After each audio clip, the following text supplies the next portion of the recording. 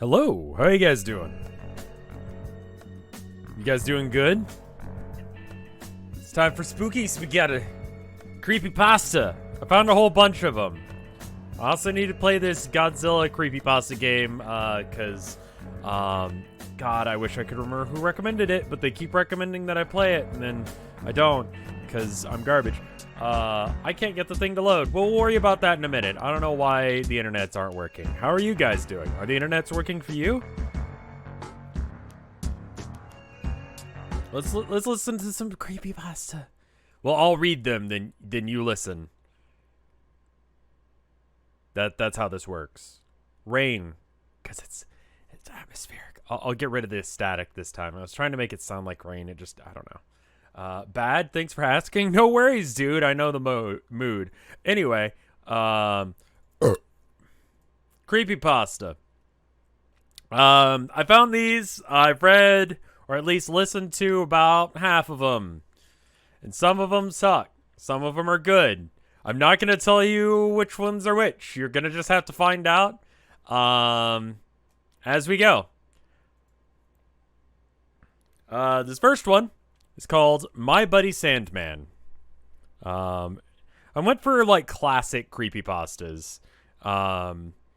Just trying to get a good collection of stuff that we haven't read. I know a lot of people want me to read Candle Cove. Can't. It's just not a thing, because the guy explicitly says that he doesn't want people to do that.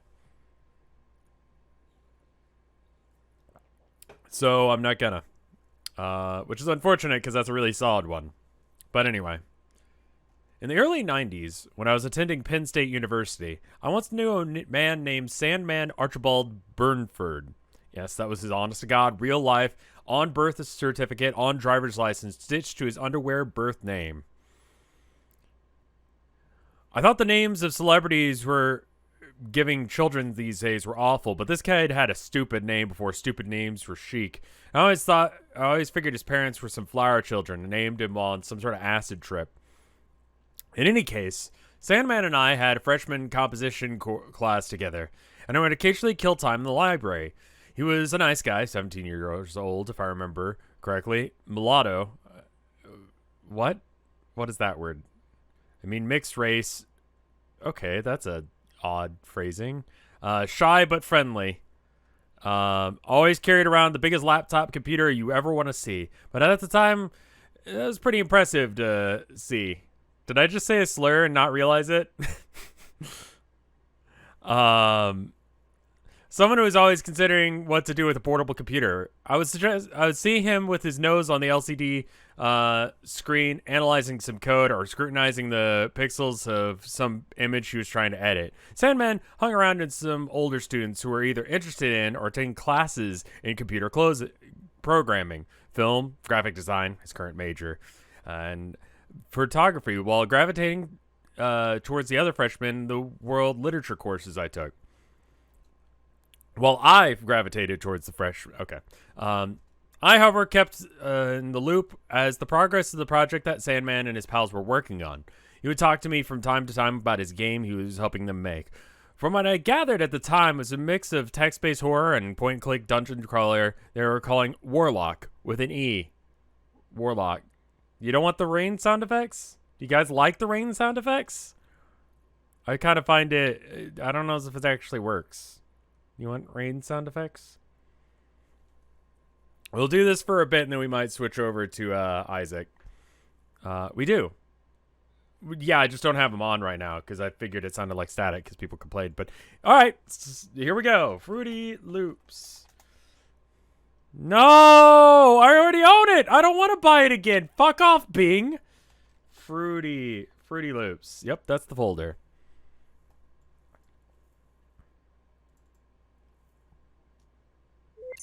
There we go. Alright, lightrain.flp.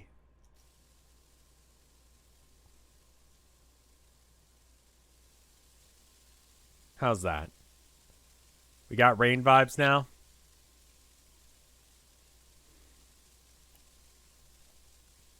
Better?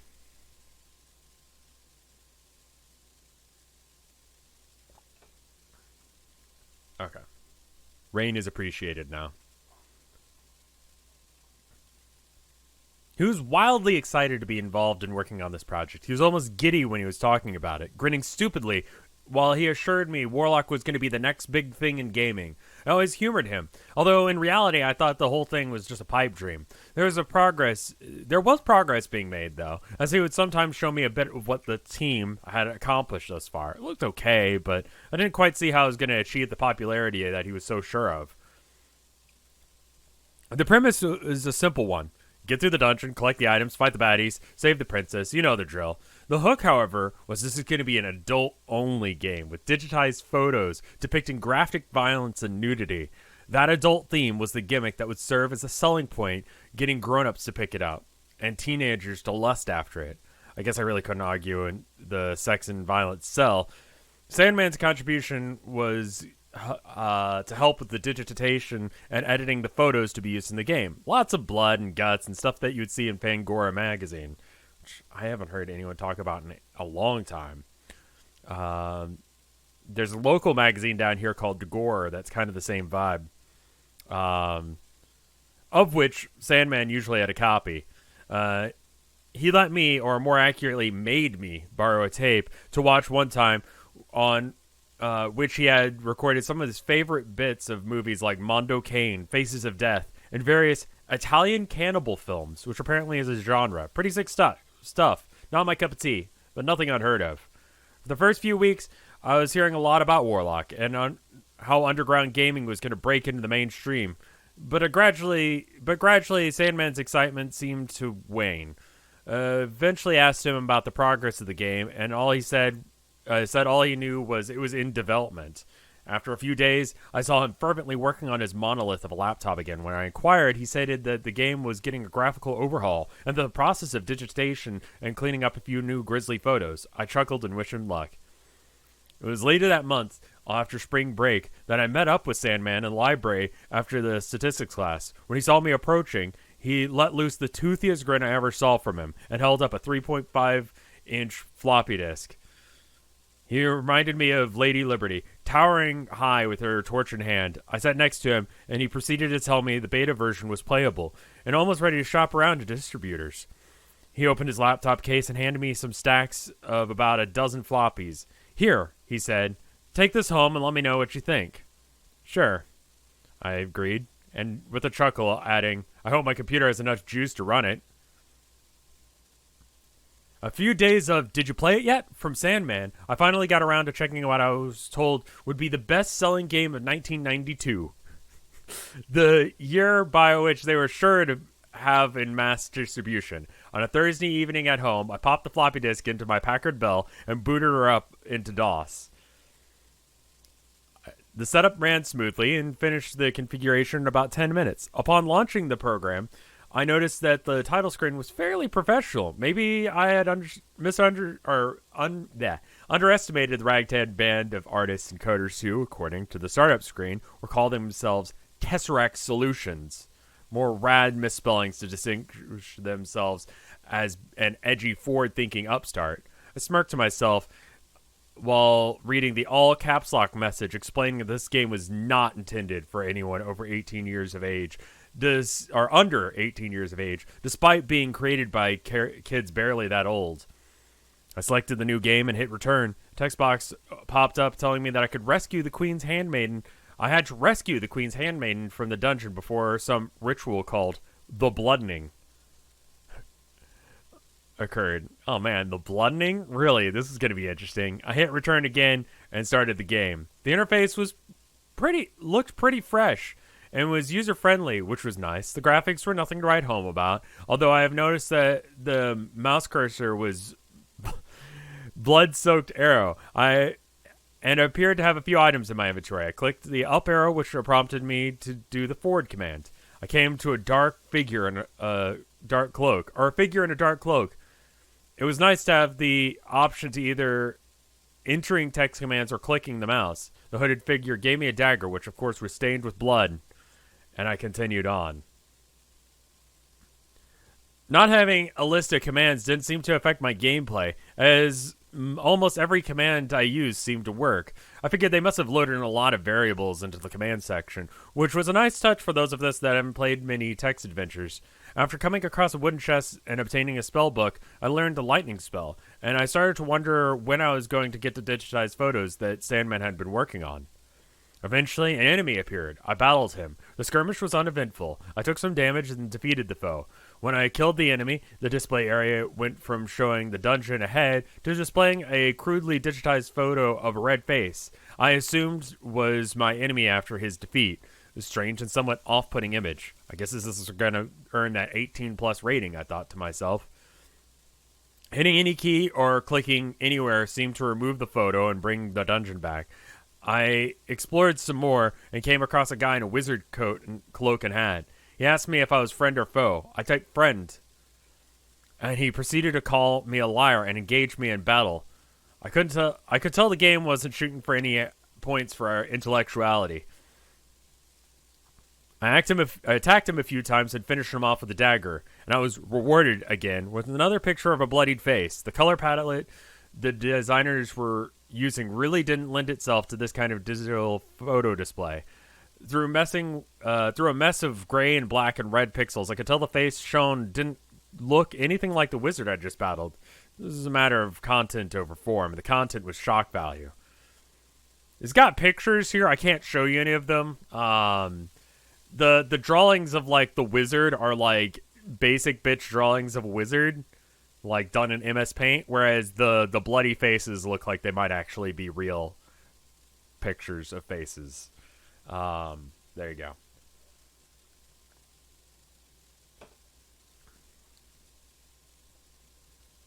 After receiving another spell and a key from the wizard, I continued my search through the corridors of the labyrinth. Honestly, there weren't very many wrong turns or pitfalls. I guess I just wanted to keep a pretty keep the pace pretty packed. I eventually came to a set of iron bars and used the key I got from the wizard on them. What I saw next caught me off guard. A pixelated image of a topless woman tied down with rope popped up in the display area, accompanied by text offering to thank me with either a spell or her body. I'll admit, I was more than a bit curious as to what would happen if I took her up on her offer of her body. I was a college student without a girlfriend, so I'd give me a break. So I typed body in the text field. I was shown another picture of a topless woman, this time not tied up. She was staring right at me, seductively, in as seductively as a 4-color brick block woman could. I admit, it was pretty funny, but hey, maybe it would have been a selling point for the game. Maybe there was a market for pornography resembling glitched out Nintendo games. As for me, I'd rather look at penthouse magazines through a kaleidoscope. Kaleidoscope, even. Equip penis. I, of course, can't show you that one either. But, titties. There's titties. They're censored on this picture, but I mean, I don't want to run any lines. But yeah, if you go find this on someordinarygamers.fandom.com/wiki/my Buddy Sandman, you can find someone's attempt to recreate this, and you can see some titties if you want.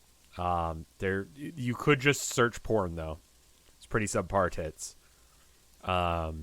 Especially because they're censored, which kind of defeats the whole point of this thing. But anyway.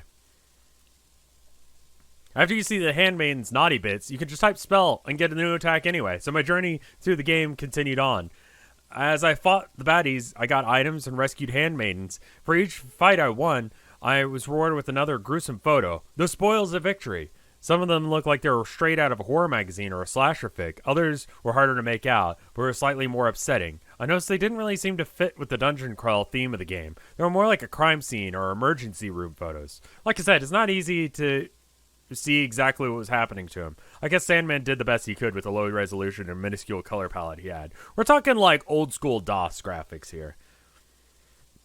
The pictures of the handmaidens were a little odd to me. I'm not a prude or anything. I know that some chicks are into bondage, but the women in the pictures all look kind of frightened or worried.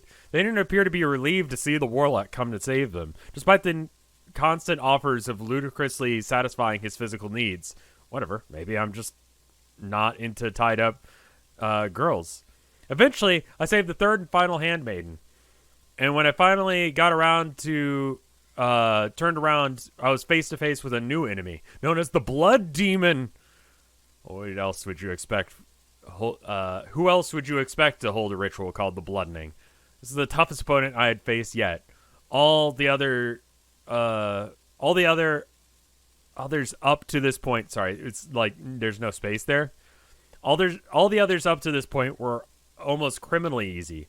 I had health potion though, and the items didn't seem to disappear after use. So the only thing that really made this blood demon tougher was that it took longer to kill. I wonder if it was even possible to die in this game. So I handily defeat what turned out to be the final boss of this short game. The game showed me a picture of my slain foe, which looks like some sort of dead raccoon or turtle. I was actually surprised that they got that image rather than just another human victim from a slasher fic. But I was told that I would be receiving a handsome reward. I hit the enter key, and I was compensated for my efforts in the labyrinth by another nude female, who I assumed was the queen, telling me to come hither and collect thy reward. Another tap of the return key brought me to the thanks for playing and list of guys who made the game together. I saw Sandman's name in the special thank category and imagined how stupidly proud he must have been. There was one other two names that I thought I recognized, only as friends of Sandman's, though. Since I beat the game in one night, I was able to talk to Sandman about it the following day in the library. Once again, he asked me, "Did you play it yet?" And this time, I was finally able to give him an answer he wanted. Of course, he wanted to know what I thought about it and how blown away I was by it. And I didn't really have the heart to tell him that the plot of the game was wafer thin, the characters were all non-existent, and the gameplay was inane and repetitive, like Fallout New Vegas, or any of the Fallout games for that matter. I added that bit. The dialogue was ridiculous comparable games were offering sound and sometimes music. The sex and violence would probably kill any mainstream release, or at least or that the graphics were barely up to par with other computer releases, totally eclipsed by the Nintendo and Genesis. So instead, I was said it was bitchin' and really fine. Or really fun. I was going to rain on this guy's parade. But hey, maybe the game would get picked up and become popular in some form or another. The fact remains that this group of college kids actually did get together a playable computer game that worked and might garner some attention. And that was more than a lot of young programmers can say. When he asked, I told him that the digitized photos looked good and probably would be a lot better as the computer technology improved. He agreed and continued to talk my ear off about all the work he and others at Tesseract had done, and that how this is only the beginning for him. Did dudes still say bitchin'? Did dudes say bitchin' in 92? I was 4? Maybe? I didn't know the word bitch yet, so I was not using the term bitching in 1992. I'll tell you that much. College student, thank you for the 66 months of support. Aw, thank you for being here, man. Stream isn't a stream without people coming by and watching. So thank you for being here and making this a stream.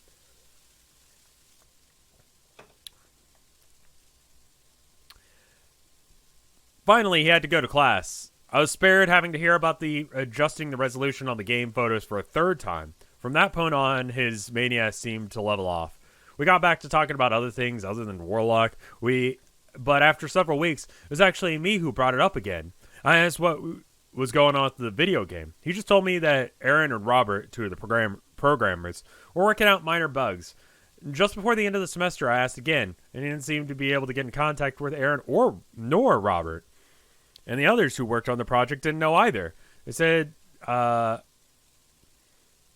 wouldn't say what was going on. I told Sandman it was probably just work out in a few days. Personally, I figured things were going to go nowhere with the game, which is honestly what the fuck would happen. Or that there was just too much adult content in it to get picked up. Over the summer break, I was living back with my folks. One day in July, my dad asked me to read an article he saw in the paper about Penn State students that had been arrested or questioned by the police. I read of the article and saw a few names I recognized. I knew them either from the Warlock game credits or through Sandman, who wasn't mentioned in the paper, but was still a minor. Okay. My dad told me that I knew some of the kids' names, but I didn't know any of them personally. Ziv Medica, thank you for the 27 months of support.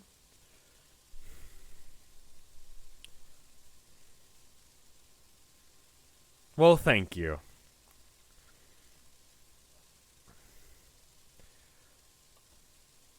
I didn't hear much more about this week.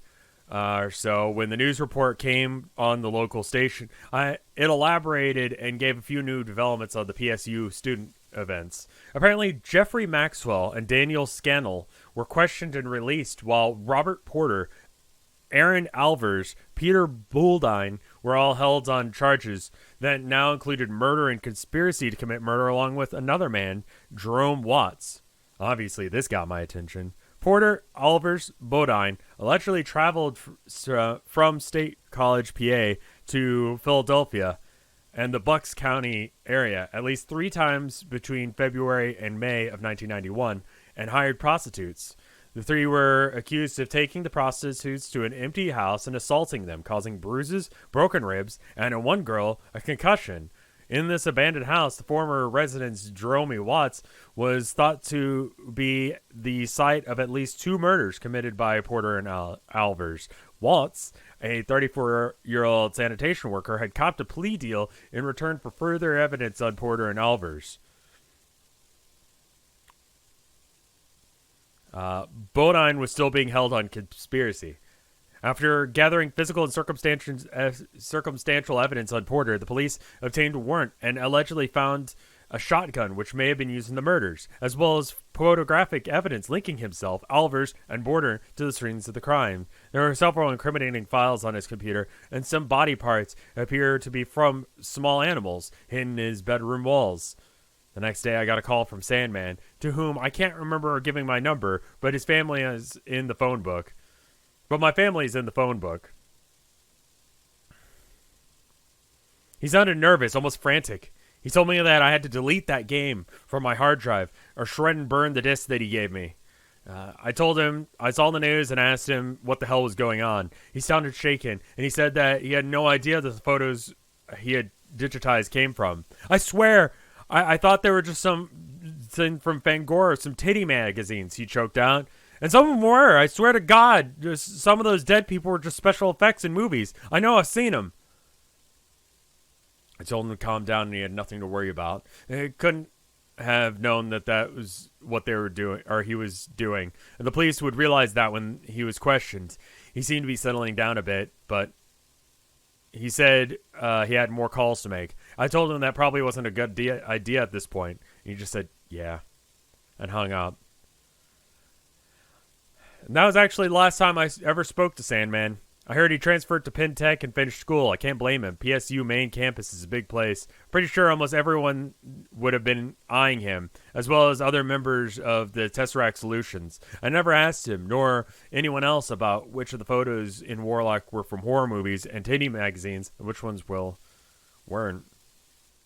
I didn't want to know, and I still don't want to know. I deleted the game from my hard drive, but I couldn't remember where the disc was. I actually found it not long ago, and I couldn't resist the temptation to play through it again. You know, because it had actual, smut and slasher shit in it. Actual dead fucking bodies. So I decided, hey, let's fucking play that shit. Incidentally, it never got picked up for major distribution, if you can believe that. But there's still a few copies floating around. I still remember how silly I thought it was back in school. But it didn't seem silly this time. I kind of wish I hadn't replayed it. What the fuck is wrong with you? Anyway, I wondered whatever happened to those guys. I know Jeffrey Maxwell and Dan Scatnell got off with extended probation. Aaron Alvers and Pete Bodine both served 6 and 4 years respectively. Bobby Porter is still in penitentiary, I think. I guess in this day and age, it would be easy to track them down and see what they're up to. Kind of seems morbid, though. Do I still think that... I do still think about that quirky...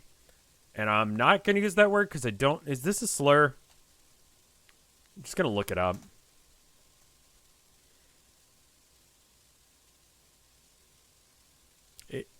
A racial classification of people of mixed African and European ancestry, and it's considered to be outdated and offensive. Yep, All right, cool. So anyway, that kid from freshman comp, though, how hard it would be to track down someone named Sandman Archibald Bunderford. And that's the story.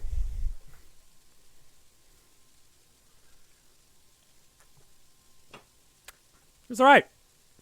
You know, seemed realistic. I could see this actually happening.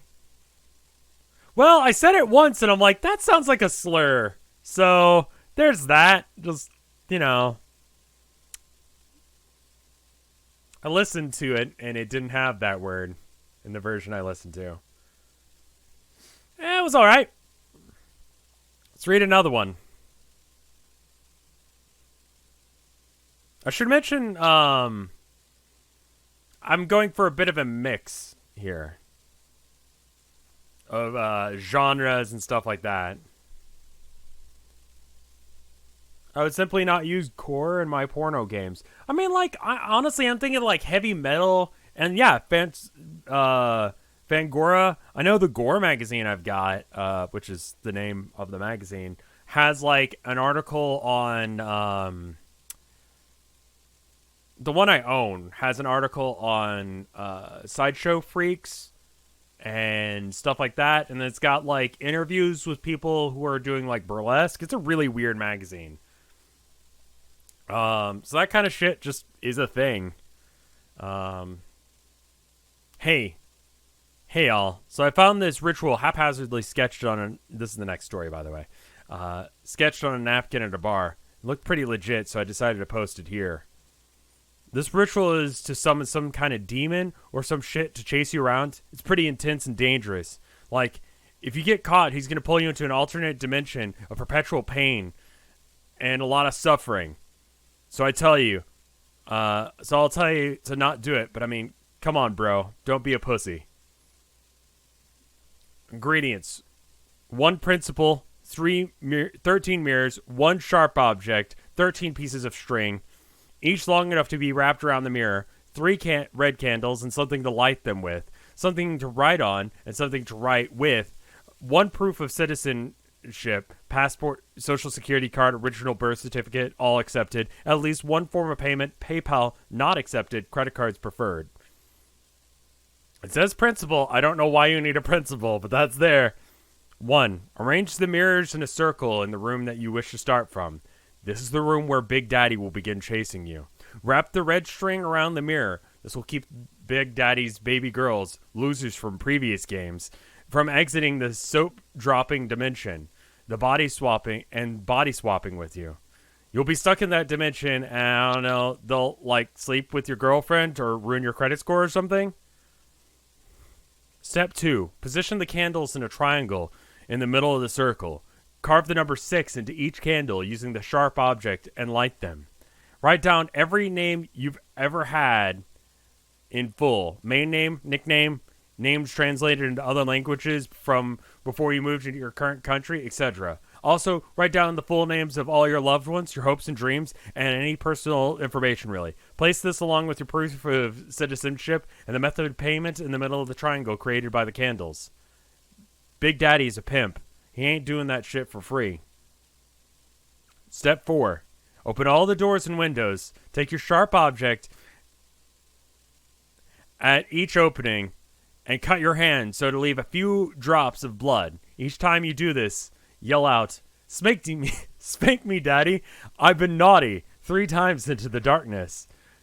Step 5. Go back to the circle and at 1 a.m. exactly, yell out, I'm a naughty girl, and start booking it. If you lose if Big Daddy touches your butt before 6 a.m. If you make it to 6 without getting your butt touched by Big Daddy, congratulations. You win bragging rights. I would list some do's and don'ts, but it's really long.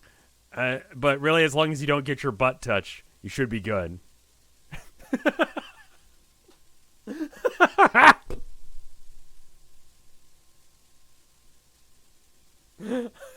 It's obviously a parody on all the...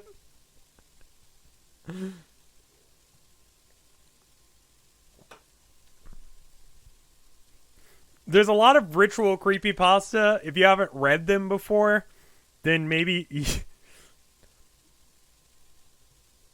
this one's a joke. This one's definitely a joke one.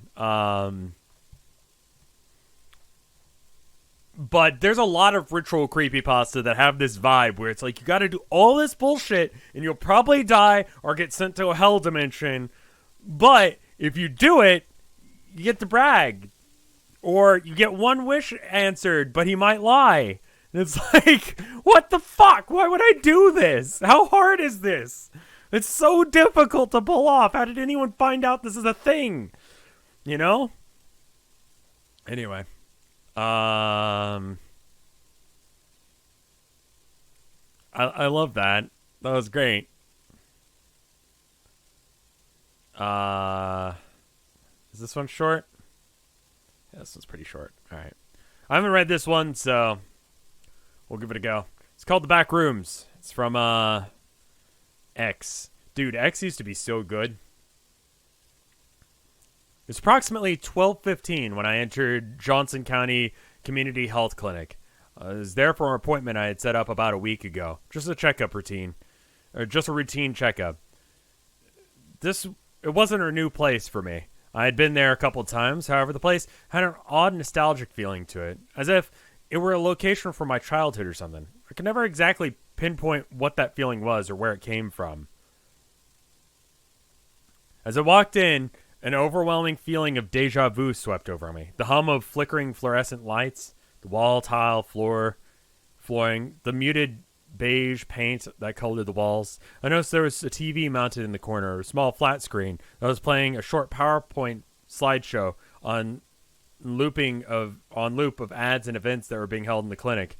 I passed the empty waiting area and a small area of the main room with magazines, children's playthings, and blue cushioned chairs, and approached the woman at the front desk. She was sitting in the blue-grayish office chair, looking at a spreadsheet on the same Windows XP desktop that they had since 2008. That bit gets funnier the longer this goes on. There's a sign-in sheet on the counter in front of me. I have an appointment with Dr. Pimbis. What time? P-E-B-I-N. Pimbins? What the fuck? I asked, what time? 12:30, I replied. She began typing something into her keyboard. Ah, yes, she responded. Gary Johnston? Uh-huh. Yes, I'll go tell the doctor. Please fill this out. She handed me the clipboard, which had a small fill-out form. I walked back into the waiting area, took a seat, and began filling out the form. I was about halfway done with filling out the information when I slumped back into my chair. I hadn't gotten much sleep in the prior night, and I was exhausted. As I slumped back, I noticed something very peculiar. My head never hit the wall. In fact, it felt like it went in. I got up, quite frightened, and looked at the wall. Nothing. Not a single hole or dent had been made in the wall. And my fingers went... So I touched the wall, and my fingers went right through it. I recoiled in shock. What the hell is that? I thought, as I reached to touch the wall again, only to find my fingers clipped through it once again. And then it started making that Gmod thing where two things interact. No, it doesn't say that. Then suddenly I lost my balance and tripped and fell directly into the wall. I fell face first in some dirty tan carpeting. Upon getting back up, I realized that it was in a completely different room. Well, not really a room per se, more so a set of rooms, all of which connected by openings. The walls were covered in gross tan paper patterned wallpaper. There's also an overwhelming stench of moist carpet. I turned back and tried to put my hand through the wall and wouldn't go through. Okay, what the fuck? I muttered. I looked back at the room. There were no windows, no doors, nothing on the walls other than disgusting wallpaper, of course. It was completely empty aside from the singular plastic blue school chair. At this point, the only thing that was going through my mind was fear and the repeating thought of, I need to leave, on loop in my head. I started running through the rooms, desperately trying to find an exit. But to no avail. There was no exit. Was this permanent location until I died? Was this my permanent location until I died? What? Yeah, okay. No, there had to be a way out. There had to be. I wasn't just going to be left here, right? Eventually someone would notice I was gone, but nobody did. And then in the distance I heard footsteps, not those of a human, unless not a normal human. Alongside the footsteps was a gurgling snarl, like that of an angry animal. I began to run. I ran as fast as I could from whatever the hell was approaching me. It was Big Daddy. No, I didn't want anything to do with it. I ran for what seemed like forever, and I always came back to the room I started in. At least it looked like the same room, not that I could tell it apart. So I sat down, defeated, feeling a feeling of dread filled my body, and I started to cry. I was going to die here. I'm still there. I haven't left. I accepted my face. In fact, I actually hear footsteps. I wonder who that is. What?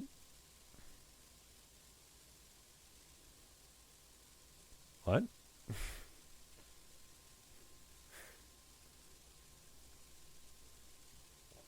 So he like turns into the big thing?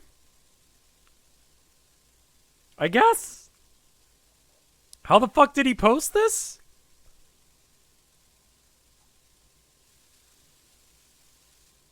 What? Okay.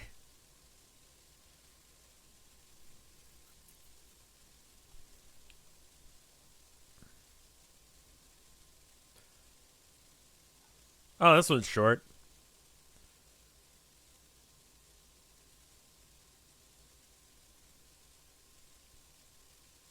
Oh, is this just a video? Oh, okay.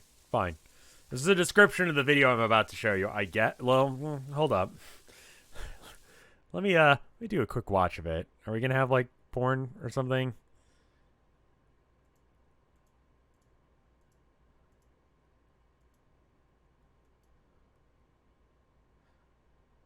Okay, this one I don't know about, man. Alright. Let's do SCP-3008. Item SCP-3008. Object class Euclid. Don't know how to pronounce that word to this day. Special containment procedures. Retail park containing SCP-3008 has been purchased by the Foundation, converted into site blank. All public roads leading to or passing by site redacted have been redirected. The entrance to SCP-3008 is to be monitored at all times, and no one's to enter SCP-3008 outside of testing, as permitted by a senior researcher. Humans exiting SCP-3008 are to be detained and then debriefed to the administration prior to the administration of amnesiacs. Depending on their duration and the stay in SCP-3008, a cover story may need to be generated prior to their release. Any and all other entities exiting SCP-3008 are to be terminated.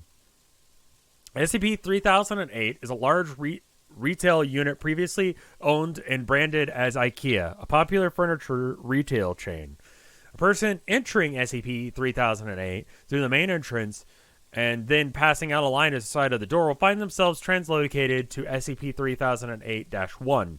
This displacement will typically go unnoticed, as no change will occur from the perspective of the victim. They are generally not aware until they try and return to the entrance.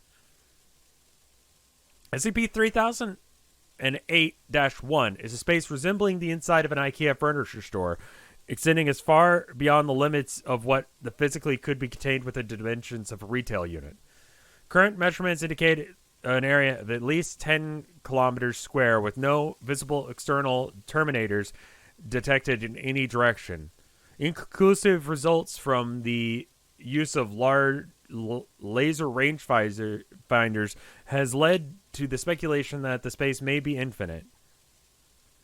SCP-3008-1 is inhabited by an unknown number of civilians trapped within prior to containment.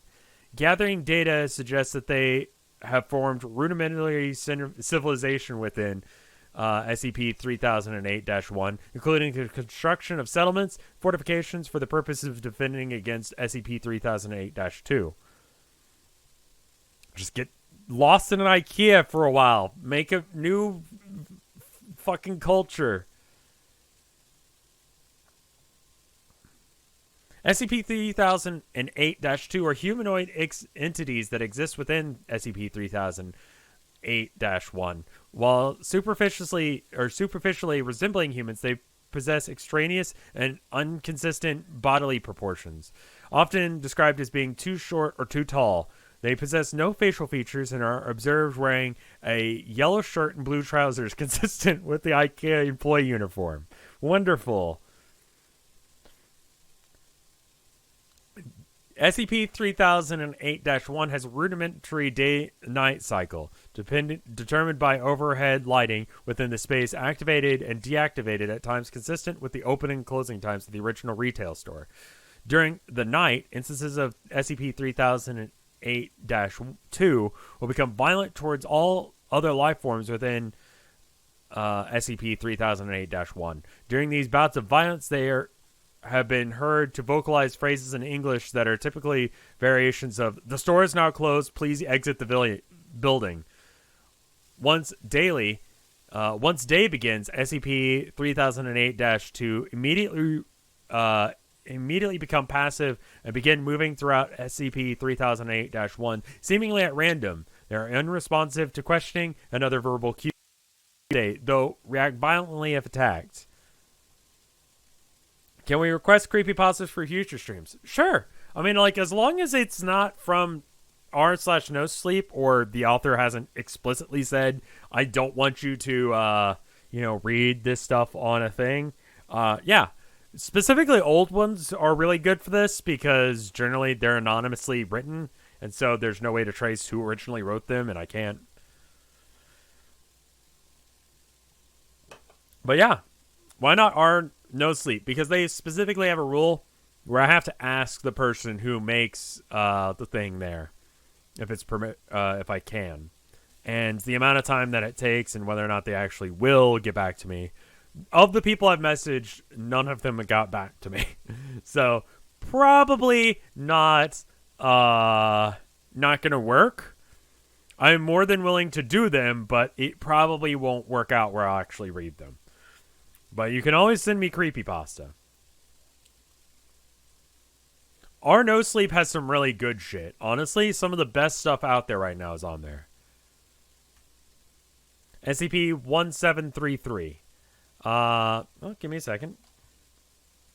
Let's read it next. If we haven't already. Okay. DVR player.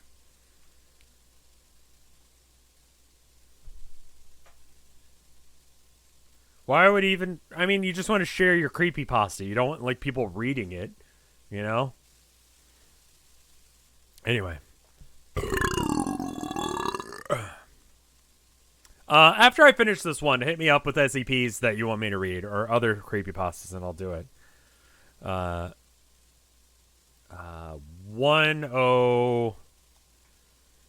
I'll get this last one, then I'm going to keep reading, because I don't really want to get stopped on this. Thank you for the 10 bits there. Any tips on Rev creepypasta? Like, reading, like, creepypasta, or, like, good creepypastas? I'm trying to read you the good ones. You know, I just... Yeah, the no sleep ones are good. Hit me up with the numbers after this one, because I've already got 2 in queue, and I need to finish this one. SCP, let's see.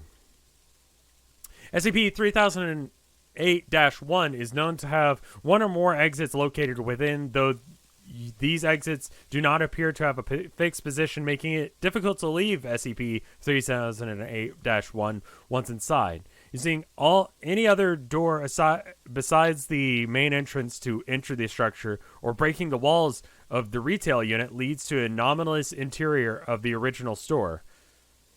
Since containment began, 14 individuals have managed to exit SCP-3008. Following extensive debriefing, all individuals have been administered amnesiacs and released. Incident 3008-1 at 37, I guess this is at 12:37 a.m. in the morning, like at night, on redacted 2000 and redacted, a human male, and notably that's before 2010.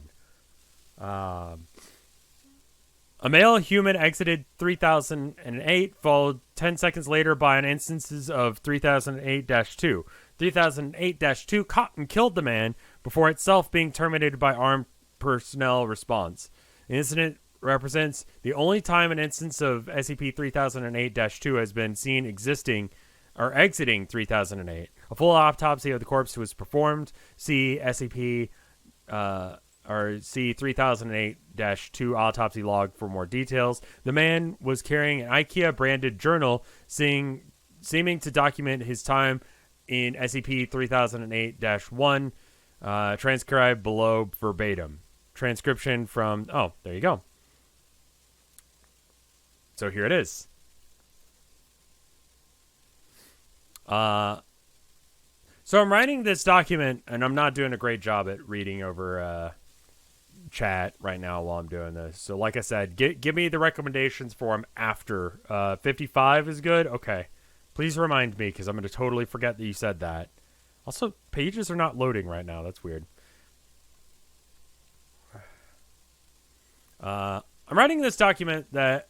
I'm writing this to document what can I only assume is my sudden descent into insanity. It can't possibly be a bad navigator. I can't be possibly that bad of a navigator. And yet, as I write this, I've been trapped in IKEA for 2 days. I haven't seen another person the entire time I've been here. I thought it was a prank at first. Turn the place into a maze. Get all the people out and see how long it takes for me to get lost. Then everyone has a good laugh. Realize that this wasn't the case when I tried to backtrack. Everything had changed, so I ended up lost. Instead of an exit, it was just row after row of bookcases. So I'm trapped in IKEA. Sounds like a setup for a bad joke. Lights went out at 10 p.m.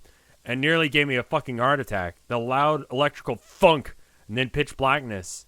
The place is full of beds, though, and my phone has a torch on it. But no damn signal. So I found a bed and went to sleep. Spent most of my day trying to find a way out with no luck. Did find a restaurant serving those meatballs, though, so at least I won't starve. That's probably the punchline to the joke. Anyway, they're still made warm and fresh. I haven't seen anyone around who could have cooked them. Made my way back to the beds before lights cut out again, since it was too dark to search with them off. How did you do that? It's 10 a.m. now, or 9:10 a.m. now. The lights came on back a little while ago. I'm sure I've searched the entire area where I came in now, and the exit obviously isn't here. So I'm going to pick a direction and hope for the best. Day 3 of my magical IKEA mystery adventure. If I wasn't sure that there was something seriously weird about this place before, I am now. Walked 3 hours in more or less straight line. Insert IKEA joke here. Before I came across a ladder next to one of those huge stock shelves they have here, climbed up to get my bearings, and it looks like this place just stretches on forever, like a scene from The Lion King, except for instead of trees and grass, it was all shelves and tables and crap. I did see a person moving not too far away, so I headed over. I thought it was a staff member at first. He was wearing a uniform, and hell, maybe it was. Maybe freakish 7-foot tall monster with long arms, short legs, and no face are just the kind of things that they want working at Super IKEA. The damn thing completely ignored me, though. No eyes, no ears. I can't even be sure I knew I was there. And thought about shoving it or something to get his attention, but his hands were big enough to crush a watermelon, so I decided against it. I kept moving along and eventually lost sight of it, so I decided to carry on the way I was going. Anyway, no comfy bed for me tonight. Looks like I've entered the improbably hard and pointy table section of the store. Guess I have to make do with some bunched up tablecloths. Phone battery died during the day. Didn't work anyway. Felt like I just saw some vital lifeline.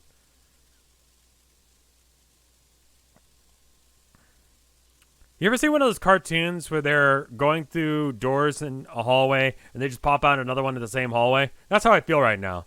I've seen nothing but the same identical bookshelf for 2 days now. Just row and row of them. I mean, come on. I love books as much as the next guy, but this is excessive. I'm obviously still moving forward, though. I can see signs hanging overhead passing by. Too bad none of them say exit. Not sure who I was addressing that question to. Let's just say that it was practice for my autobiography when I get out of here. I'll call it my perfectly normal trip to regular old IKEA. If I ever get out, is crossed out. Finally found some other people. Turns out, yeah, I'm not the only poor bastard trapped in here. Lucky for me, I guess. My sixth night here. 2 of the staff things came at me in the dark. Different from the ones that I first saw, but still messed up. Heard them coming. They were saying that the store was closed and I had to leave the building. All nice and polite, like. I'm not sure which part was weirder. That they didn't have mouths or that they were trying to kill me while they were saying it. Came at me like rabid dogs, so I legged it. Sprinting through IKEA in the dark like a fucking madman. I saw it when I cleared another stand of those giant stock shelves, all lit up with torches and floodlights. They'd built a whole town here. Got a massive wall built out of shelves and beds and tables and whatever else. I swear to God, it was the most beautiful thing I've ever seen. Anyway, I guess they saw me coming, or maybe they heard my slashed out, girlish, manly bellows of fear. Because they had a gate open and 2 people were waving me in. Heard the staff things slam into the gate behind me after it closed. Still politely informing them all that the store was closed. They wandered off eventually, though. They call the town Exchange, because that's what the sign hanging on the ceiling above it directly says. Exchanges and returns, all lit up against the night using the lights they found and plugged into the power lines. And there are still some beds and foods and people. Over 50 wonderful people with regular-sized limbs and full sets of facial features. It's now my 7th night here, and it's the first one not to spend in darkness. A full week living in IKEA. That's probably a TV show in that somewhere.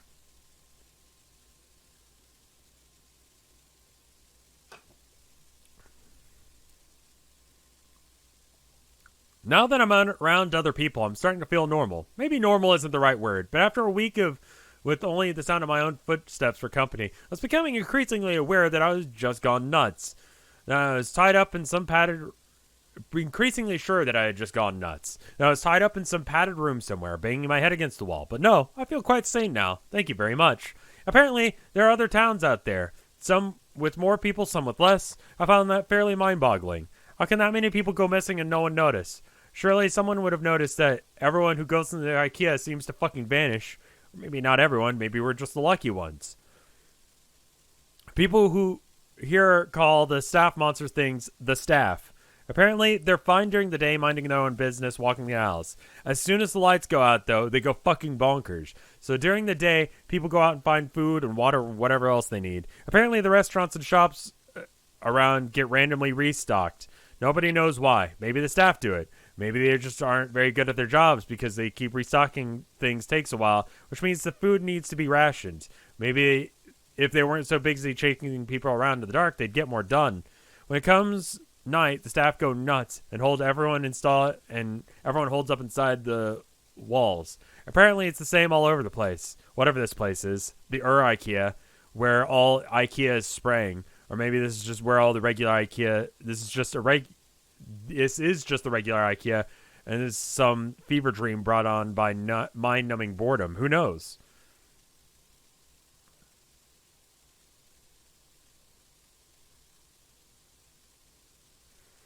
Been here for 10 days now. Most of the people I asked said they stopped keeping track of time long ago. And one guy, Chris, says he's been in here for years. Years, legible scribbles.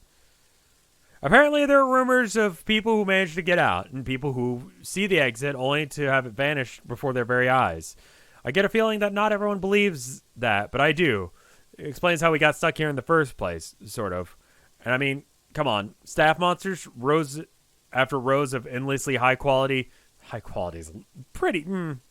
I don't know if high quality is the right word to describe Swedish, the IKEA stuff. But anyway, row after row of endless high quality Swedish furniture. I don't know why they would find a spearing door so hard to believe in. Anyway, I went to go out scavenging for food near a shop, at the shop near Sandra and Jerry today.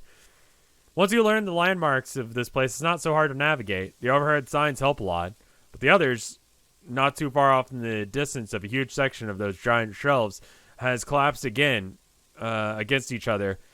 And way off to the east, we all assume it's east anyway. Apparently IKEA doesn't sell compasses. It's another kind of tower. Kind of looks like it's made out of wood. Reaches all the way up to the ceiling. They were trying to break through the roof. Lights up the night, so there must be people there. And apparently, it's just a few days' walk, which must mean that it's miles away. So no one here really knows for sure. I apparently got really lucky sleeping out in the open for a week without getting ripped to bits by the staff. That's me. Lucky, lucky, lucky. We found some food in the shop. Guess the staff restocked it during the night, which was nice of them. There was a telephone on the wall, so I figured I'd try it out. There's a voice on the other end, but they were just talking nonsense. Random strings of words that had no real meaning. You ever see that video of someone with aphasia? Kind of sounded like that. Didn't answer me when I spoke to him anyway. Sandra says the phones in here are all the same. Oops, asking the journal questions again. What question? You ever see a video? Okay, that. I was thinking last night, the ceiling on this place is pretty high, and as far as I could tell, it goes on forever. Shouldn't there be some sort of, weather here? I'm sure I read about some massive building that was built so big that it had its own weather patterns, with clouds and stuff. This place is definitely bigger than that. And now that I think of it, I'm pretty sure I've never felt so much temperature change in here. I've never felt much temperature change in here. I'll add it to the grand list of weird bullshit.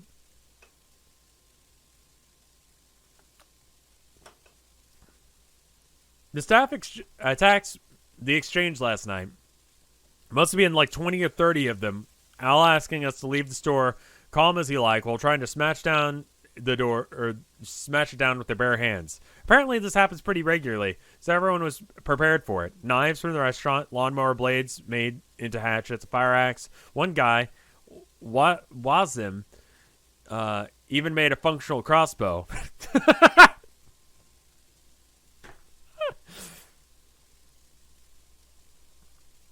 Anyway, the walls have holes in them. I hadn't noticed before. Specifically so we can stab at the staff when they attack. Took a couple down myself. They don't seem to bleed, which is weird, but they go down as easy as a regular person once you start sticking holes in them. We had to haul the bodies away in the morning. Apparently the dead ones attract more during the night, so we just had to get them away from the exchange. We took a couple of those trolley things they used to move big boxes around, so we had a couple of those trolley things that they used to move big boxes around. So we loaded them up and took them over to pickup. Apparently people just name everything in here whatever the sign hanging overhead is. Pickup was grisly. There were hundreds, maybe thousands of dead staff all piled up. There was no smell, which is a blessing. Apparently, in addition to not bleeding, these things don't rot either. My curiosity got the better of me when we were unloading them, so I took a look at one of the more cut-up ones. They're just skin, or something that looks like skin, all the way through. No muscle, no bones, no organs. Really alive in the first place? They seem like they must have had bones when they were moving around, pouncing on the walls. I'm sure I felt more resistance than just skin when the knife went in during that night. Maybe something happens to them when they die. Just one more thing on the ever-increasing list of weird shit that goes on here, I guess. Something occurred to me. After the staff attacked the other night, every time you see a situation like this on TV or in a film, like at the end of the world and everybody's trapped in an island or whatever, once the groups start to form, people always turn in on each other, fighting for food or dominance or whatever else. That hasn't happened here. Apparently, people from the other towns come from time to time just to check in or occasionally to trade if they're short of something, but everything's always cordial, friendly even. Maybe it's the threat of the staff, or perhaps the constant restocking of supplies in the shops means that there's nothing much to fight over. Maybe people are better than they're generally given credit for. That's a nice thought. I think I'll go with that one. A dozen people showed up at the gates this afternoon from a town called Trolleys. Apparently, staff broke through the walls and tore the town apart during the night. These 12 are the only survivors out of 100. We let them in, obviously. One more point of human decency. One more point on the human decency column. Later, I asked if anyone knew how many of these towns were out there. Between us and the new folks, we managed to come up with 20 names, 20 towns filled with people. And who knows how many beyond that. The motto of this place should be, how is that even possible? Surely somewhere someone must be looking for thousands of people who must be out there.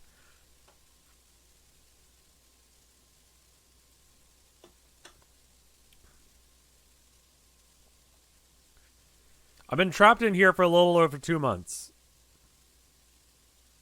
Are there food stands in IKEAs? Yeah, weirdly, yes. They have like kitchens. We go and get stuff from IKEA every now and then.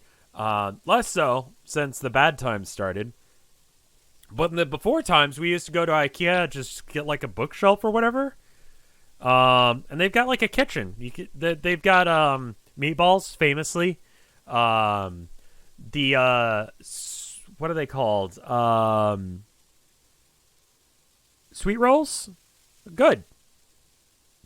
Pretty good sweet roll. Honestly, not fucking bad. Yeah, you could potentially, in a survival situation, live off the food in an IKEA. Especially if the food somehow is infinite. I would define IKEA furniture as something closer to, it's sort of it's like good college kid furniture. It's cheap. It lasts for a couple years, but it's kind of just like whatever. Like, you're not gonna like win any fashion contests with your shit IKEA furniture. But the fact is that you could get like a, I don't know, desk or maybe a bookshelf. Like, bookshelves don't wear down that fast. You could get a bookshelf from IKEA and it'd be fine. But, like, you know, because, like, you really can't make a bookshelf more interesting than just, it's a box. So,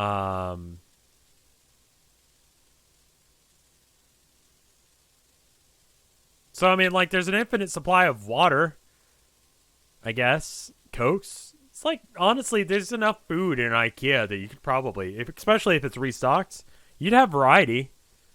Where are you gonna shit? I don't know. Fucking toilet section?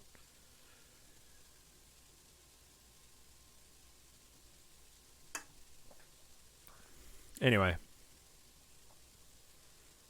I don't think anyone is, like, excited to have IKEA furniture. I think you buy IKEA furniture because you need a fucking bookshelf. Or you need a coffee table. Or whatever. You don't really, like, you're not like, oh, shit, I'm so glad I've got a fucking coffee table from IKEA now. I think all of our furniture is IKEA. Excluding, like, the papasan here in the corner. Which we got, like, it was ditched on the side of the road. And we were like, we're taking that shit.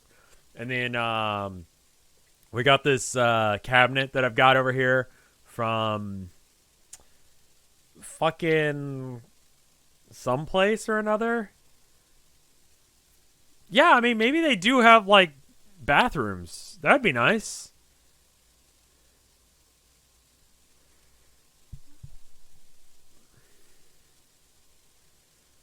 Is the Blahaj the bear or the shark?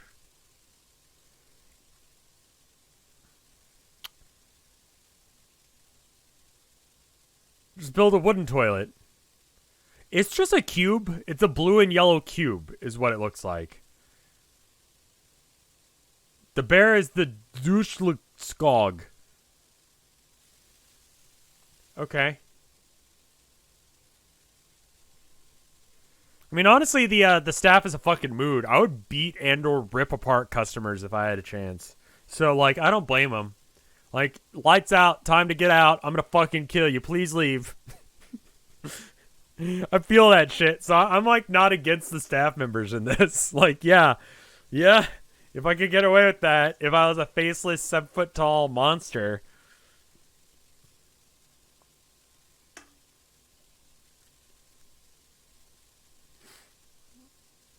Anyway, where was I? It's been a little over 2 months now. Not much has changed. As it turns out, a couple of new people showed up. Same story as the rest of us. Nice little trip to IKEA. Suddenly trapped in Billy Bookcase's house of faceless weirdos. The staff attack the exchange once or twice a week. We all kill them and haul their bodies off. Sometimes they hurt some of us first. They killed a guy called Jared a couple weeks back. It was awful, frankly. Turns out that regular humans still bleed here, even if the staff don't.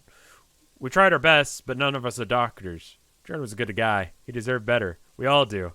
It occurred to me after a couple of days that none of us were really looking for a way out of here. I don't even know where we'd start. One of those quadcopter things with the camera attached buzzed past the exchange day. I thought it meant that someone was finally looking for us, that help was on the way. Apparently, this is not the first time it happened. Same thing happened a few months ago, and everyone's still here. No idea if it saw us, but if it did, it didn't stop. It just kept flying until we couldn't see it anymore. Note, based on the recovery time, the journal of this entry appears to line up approximately with our first successful test piloting drone inside of SCP-3008-1. Analysis of the footage shows a walled settlement under a sign labeled Exchange and Returns. Attempts to relocate the settlement has failed. Origin of previously sighted drones is unknown. I started talking to people about the stuff they missed from home during dinner today. Probably not the best idea I've ever had. Everyone seems to be pretty down after. A bunch of people here have families. Husbands, wives, kids, dogs. Franklin has apparently a pet llama. Not sure I buy that.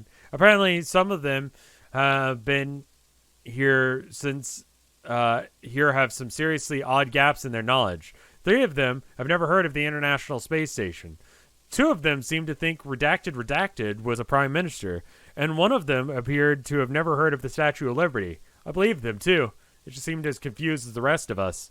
The more I thought, how did that come up? You ever hear of the Statue of Liberty? What the fuck are you talking about? What? Same with the International Space Station. Like, what?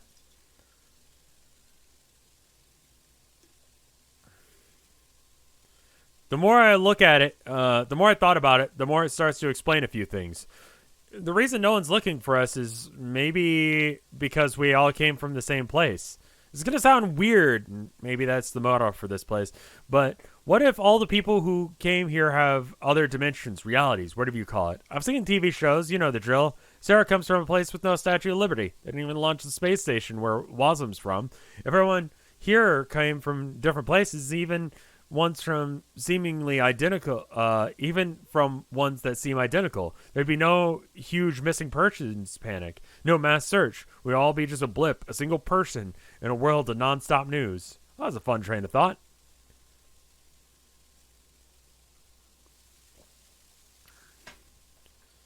Just realized that yesterday was the 6-month anniversary of my arrival here. I wonder if IKEA sells party hats. The routine around here has remained more or less the same. More new folks showed up, one every couple of weeks or so. Food supplies go up and down, but we've never actually had a major shortage. Occasionally, we get a visitor from one of the nearby towns, usually check out our aisle 630. We check in with each other from time to time. Occasional trade supplies if someone gets particularly low on something. It's comforting, in a way. A reminder that we aren't alone in here. A small glimmer of civilization. Sometimes they bring medical supplies. Apparently, there's a pharmacy a few towns down from checkout that gets supply restocked from every now and then. So they share. There's not a pharmacy in IKEA. What the fuck? Well, here you go. I've never heard of an IKEA with a pharmacy before, but at this point, I wouldn't be surprised if someone stumbled upon an IKEA organ harvesting lab. Would certainly explain some stuff. Speaking of our faceless jailers, their attacks are getting worse. 3 or 4 times a week now, with twice as many staff as there used to be. No idea where they all come from or why the attacks have increased. We tried following them one of them during the day a few weeks ago, me and Sarah, wanted to see if they lead back to the staff room or something. Didn't seem to go anywhere, though. Just randomly walked through aisles. We had to turn back before we found anything. We've been reinforcing the walls, trying to arm ourselves better. Certainly no lack of materials to use. Wasm has been making crossbows, but it's pretty slow going. Too bad IKEA doesn't sell guns. Note, no new personnel have entered SCP-3008 at site redacted in the time span indicated in the entry. It's just anarcho-primitivism, but IKEA. I love it. Anarcho-Ikeism. The attacks are getting bad now, almost every night, with so many staff that the bodies are pile high enough for others to climb on the walls. We're starting to get in trouble here. The exchange is, well, I think the exchange is done. We got hit pretty bad last night. Not many casualties, but the wall is wrecked. We finally figured out why the attacks have been escalating. 2. A box of supplies had a chunk from one of the staff in there. No idea how that happened. Apparently, a piece of one has drawn. One will draw them as well as a full body. Too late now, in any case. There's just too many bodies for us to haul away and still have time to fix the wall before night. Candace called a meeting. I suspect that there's going to be talk of abandoning exchange. Maybe try and get shelter at checkouts or something. It's already getting late, though. I don't think we'll have time to make it. Maybe some of us will. It's fine for that first week out in the... I was fine for that first week out in the dark. After all, but then, how often can I get lucky? I'm only writing this as a sense of closure, I guess, for me or for anyone who finds this. This is my final entry here. I hope whoever is reading this is doing so from outside this place. My biggest fear? If I do die tonight, I'll just wake up here in the morning. No, this is the last entry. It is assumed that while attempting to reach the checkouts settlement, he separated from the rest of his group while pursuing, he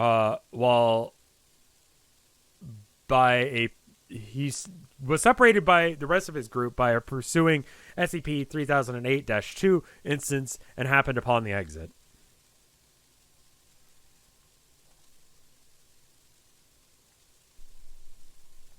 Honestly, that was pretty good.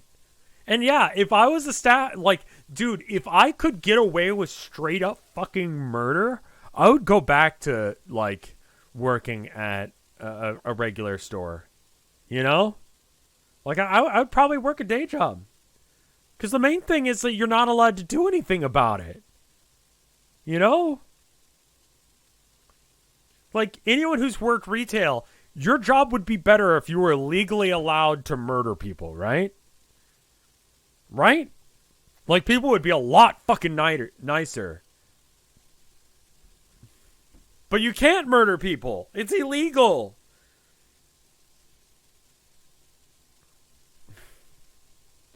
A silly concept, but honestly very well written. PvP enabled retail. Dude, I was reading something about Star Citizen recently. Apparently,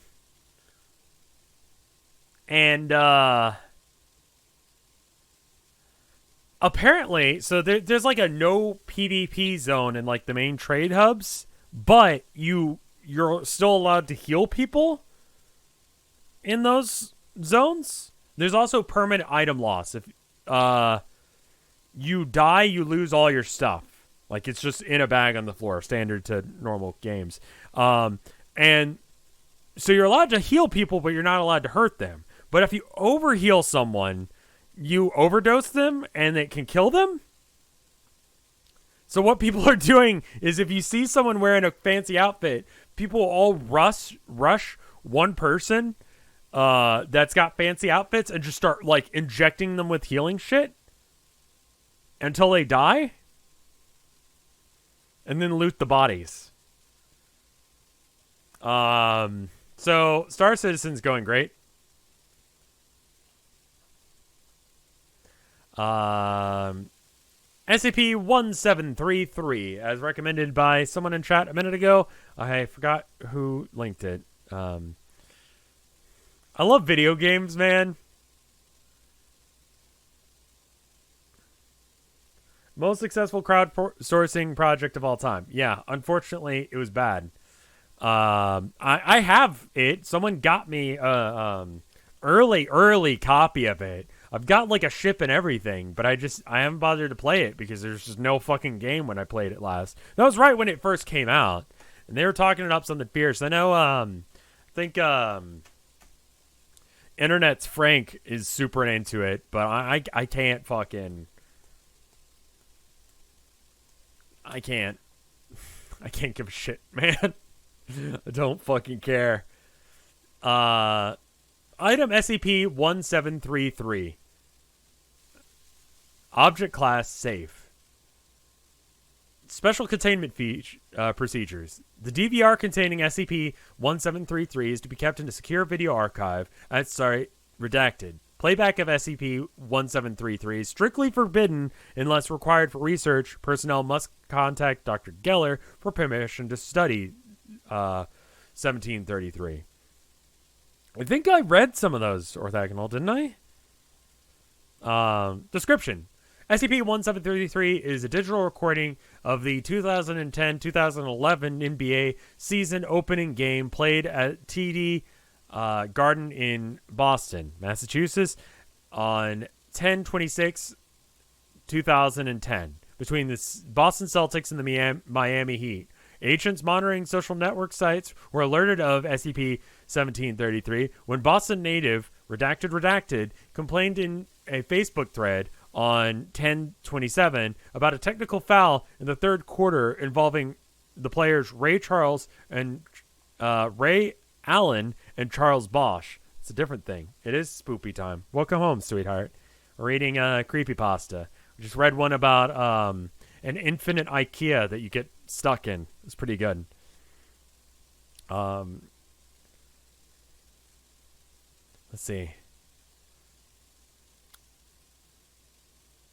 In third quarter involving players Ray Allen and Chris Bosch, and never occurred during the original broadcast. When confronted, Redacted uploaded irrelevant segments, much to the confusion of his degregators. Foundation and agents embedded in the Facebook's moderation team deleted the thread and procured the IP address of all individuals present in the chat at the time to locate and administer Class A amnesiacs. The Motorola Bland's DVR containing SCP-1733 was recovered for study. Study of the footage has since revealed the nature of the recording's anomalous properties. Although initially diverging from the original broadcast negligibly, such as a quarter-point totals and occurrences of fouls, SCP-1733 has begun to markedly digress from content of earlier playbacks. Recorded entities have observed to retain memories of previous playings, and as such have developed a burgeoning awareness of their existence, an hypothesis that playbacks impart an unquantifiable measure of cognizance to the entities inhabiting SCP-1733, with consecutive playings quality greatly expanding the recall of previous events. The effect is cumulative and extends to all persons in the area. Quality of awareness has progressed from reported feelings of intense deja vu by the commentary personalities Mike and Tommy to a near eidetic memory of preceding playbacks. However, to note, no entities inside of SCP-1733 have ever addressed the viewer directly, nor shown awareness that they reside in a digital recording. This is awesome! I love this one. This is really good. SCP runs Facebook. Have you heard that they're calling it, what is it, the multiverse? They're changing the name of Facebook to the multiverse?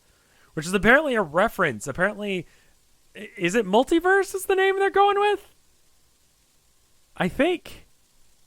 Is that a reference to some book where it's like about a social media network prior to there being them? And it's like an alternate life thing that people would hop on their computers to interact with. It ends up being like really bad. I don't remember the name of the book, but it's like, maybe that's not the best thing to name it after? Metaverse. Yes. There it is. Anyway. Individuals in the recording are virtually indistinguishable from the real-life counterparts in talent, behavior, and mannerisms of the court. Fans in the crowd also appear to be real human beings in all respects. The Foundation inquires into the current status of the persons has found nothing of note. For all intents and purposes, recorded entities appear to be actual individuals but somehow abiding in the digital medium. TD Garden's records have put the number of people in attendance on 10/26/2010 at redacted. It was initially thought that the purpose of SCP-1733 was to depict an infinite number of game outcomes, since the players were able to modify offensive and defensive strategies during every playback. By playback 34, players and coaches became so keenly adapted to the opposing team's playbook that the score remained 0-0 until 33 minutes 34 in the first quarter. As quality of recall was still weak in the early stage iterations, memory of preceding playbacks likely manifested as vague intuition felt by players, fans, and team personnel alike, interfering with their ability to grasp the full scope of their situation. By playback 045, although comprehension of their predicament has reached such a point that players decline to play together and have assembled with the rest of those in attendance to formulate possible escape plans. It is in the conclusion of the Foundation researchers that the inhabitants of SCP-1733 are imprisoned in the setting of the recording, and as of yet have been unable to exit by any means. Doors leading out of the arena have not yielded to an estimated force in excess of redacted newtons, I would assume. The assembly has also been unable to exit the locker rooms, player facilities, skyboxes, waiting for patrons to arrive in scripted points prior to the start of the first quarter has also been unsuccessful. Individuals leave by the main arena. Individuals leave by where patrons entered and are unable to navigate and escape from the adjacent corridors that girdle the main area. Escape attempts have since grown more and more desperate, and including failing attempts at constructing makeshift explosives, all-out rioting, and fracturing the assembly into 3 opposing factions. And by playback redacted, the ritualistic murder and disembowelment of players in hopes of appeasing whatever it is that confines them. See timeline document 001 for details. However, upon beginning a new playback, all persons have returned to their pre-game status unharmed. Researchers have been unable to duplicate the effects of SCP-1733, and all the recordings made by the DVR confirming the device is not the source of the SCP's apparent or aberrant properties. Due to the distress visited upon inhabitants of SCP-1733, testing has been suspended indefinitely. And then there's a partial timeline document. Playback 2. First recorded deviation for the regular recorded broadcast. DD Garden boos at Miami Heat's entrance. Miami Heat for LeBron James averts to have scowled and shaken his head dismissively at the crowd. Playback 15. Score remains 0-0 for 8 consecutive possessions. Fans appeared noticeably subdued when displayed on the faculty's HD scoreboard screen. Celtics power forward Glenn Davis is able to execute a crucial block late in the fourth quarter on LeBron James. He could not have completed. He could not complete during the original broadcast, securing the Celtics' lead. Commentators note that Glenn Davis' dedication to performing well on both sides of the court, in spite of being the Big Three's blistering ball movement on offensive plays. Nascent awareness of previous played games has begun to form.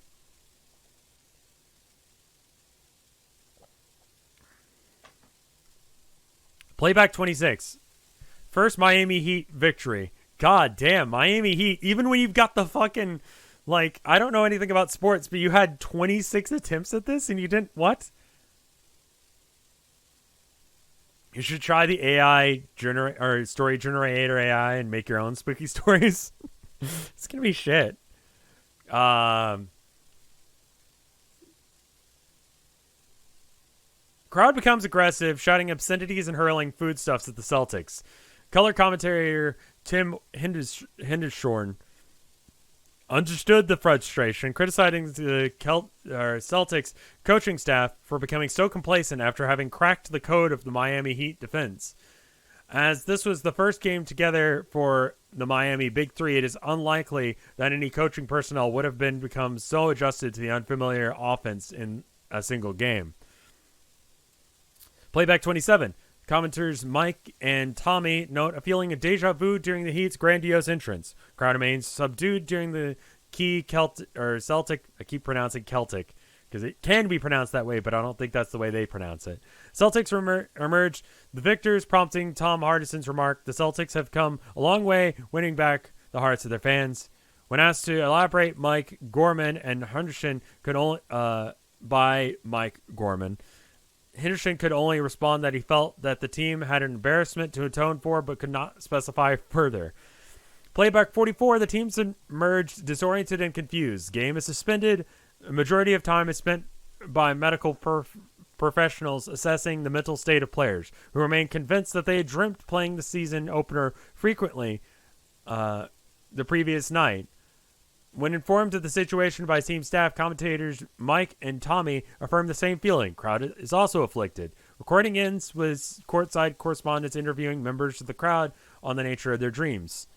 Playback 45. Players refuse to play. Cameraman, faculty, personnel, players, commentators, and crowd all gather in the court to appraise the situation. All persons are convinced that they are reliving the same game repeatedly.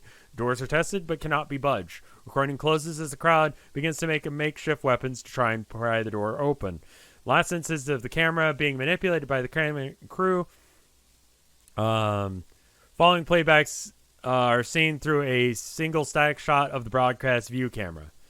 Playback 51. No attempts to exit the building have succeeded. All exits in the arena and adjacent area remain sealed. A physical altercation on balcony section 318 between an inebriated group of college-age males and one older male leaves one older male concussed on the floor unconscious.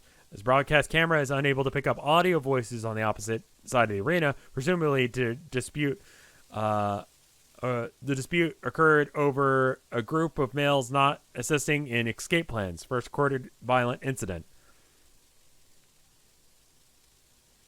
This is more or less, Creepypasta talking shit about the Miami Heat. Like, they had so much time to get this shit together.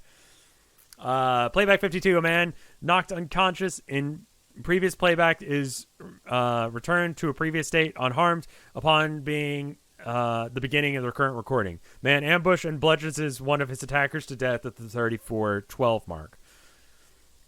Playback 55. Cognition has progressed to such a point that the crowd is now able to remember the events of that week, as well as the friends and families on the outside of the facility. Attempts to contact the outside for help are met with failure.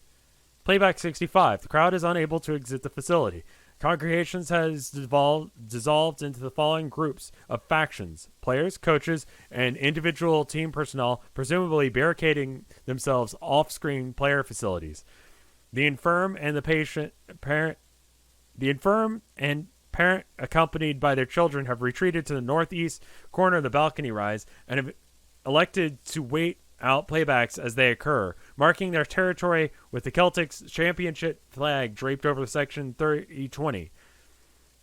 Redacted individuals, henceforth referred to as the Faith Keepers, have prophesized of multiple gatherings that they believe that they are combined in the TD Gardens as punishment for rampant consumerism in the post-industrial world, and in burnt offerings of mobile phones, car keys, handbags, wallets in the center court. The past 4 playbacks. The group composes of Boston churchgoers and redacted.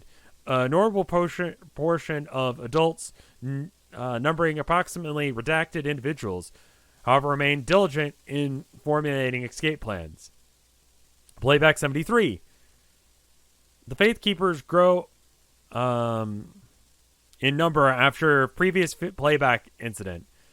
There were 3 males in the 3 males are severely injured by improved explosive fastened to the exit door. No damage to the door visible.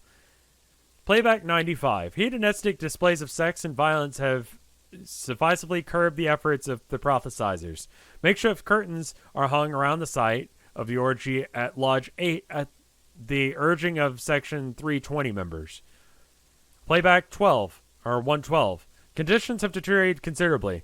Redacted individuals left from the balcony sections opening 10 minutes of in section opening 10 minutes of playback 112. Playback redacted. Why would you redact that?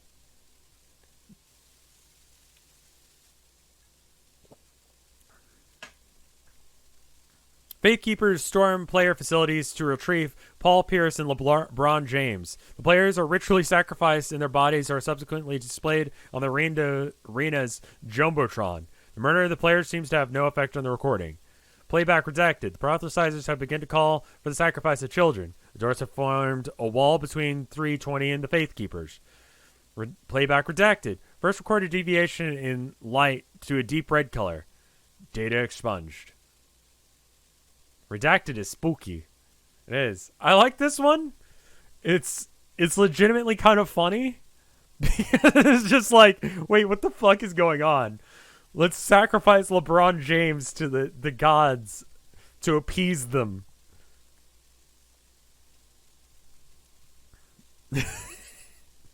I mean, yeah. All right. I like it. Maybe a couple more and then we switch to Isaac or something. This is SCP-1048. Get your ones, 3. Okay. Let's try and copy paste some of these ones. Get this one. Oop, that's not it. 527 is good apparently. LeBron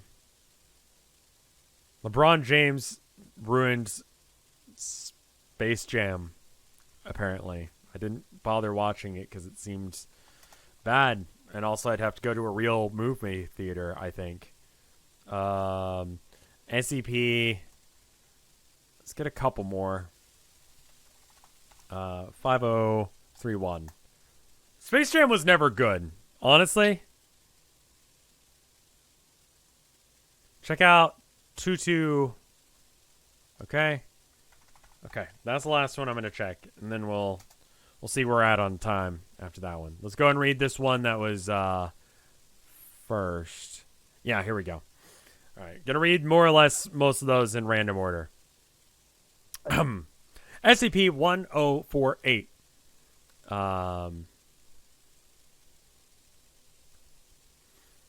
Object class safe. That's crossed out and has been changed to Keter, which is like, I think, the highest level.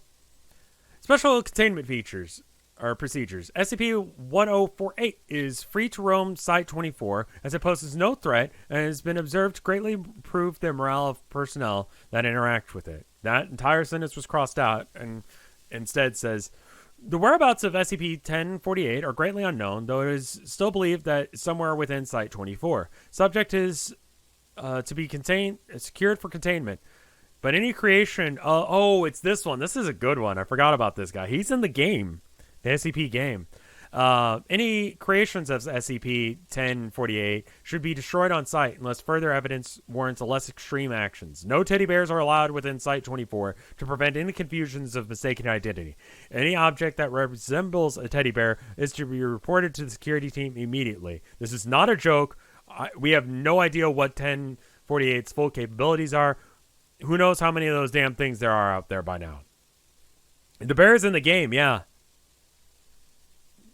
And he'll show up and wave at you. I think he hunts you down after a while. Spoilers. SCP-1048 is a small teddy bear, approximately 33 centimeters in height. Through testing, how tall is 33 centimeters in American? 12 inches. He's almost 13 inches. He's like a foot tall. That's not okay. All right. It's a decent sized teddy bear. That's about as big as teddy bears usually are. Through testing, composition of the subject revealed no unusual qualities that make it discernible from non-sapient teddy bear. Subject is capable of moving in its own accord and can communicate through a small range of gestures. Subject regularly shows affections to individuals in ways found to be endearing by most people. Affection is usually given in the form of a hug in the lower leg, but subject has been observed dancing, jumping in place, and in 2 separate events, it has even drawn childlike pictures for the janitorial staff. All Foundation personnel that have interacted with the subject have responded positively to its affection. Even Class D, normally sociopathic, and even Class D with normally sociopathic tendencies. Attempts at direct communication with SCP-1048 have not been considered successful. Though it is capable of simple gesture to indicate yes or no answer, it will often not react to lines of questioning concerning its nature or where it originated from. It is not known if this is because SCP-1048 simply does not know the answer, or because it doesn't want to know the answer, or because it doesn't want to answer. Though capable of drawings, it has not used its art as a form of communication beyond showing affection, even when encouraged to do so. More anomalous behavior of SCP-1048 is not observed until approximately 7 months after it was originally secured. It is hypothesized that the subject is able to construct crude replicas of itself using various materials, a process that is yet to be observed directly by Foundation staff. Dr. Carver has suggested that 1048 uses endearing qualities to lull those around it into a false sense of security, allowing it to collect materials to produce its creations. Currently, there are 3 known creations of SCP-1048, designated 1048-A, 48-B, 1048-C. The nature of these creations have been in stark contrast to 1048's general behavior, as all have extreme violence towards human.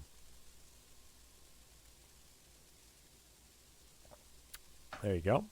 SCP-10A, we'll just call them A, B, and C from here on out, because that's like too many words. A. On redacted, which is formatted like the American, or just a way of, I guess it's like the American way of doing dates, where the year is at the back, and month or date is the middle, so it could be like European. I've seen a few people do it where the year is first. I don't know why I'm bringing that up. Anyway, A was discovered wandering Site-24, accompanied by SCP-1048. Subject resembles a teddy bear in similar size and shape to 1048, but it is made entirely out of human ears. Witnesses interviewed reported that it appeared SCP-1048 was giving it a tour of Site-24 to SCP-A.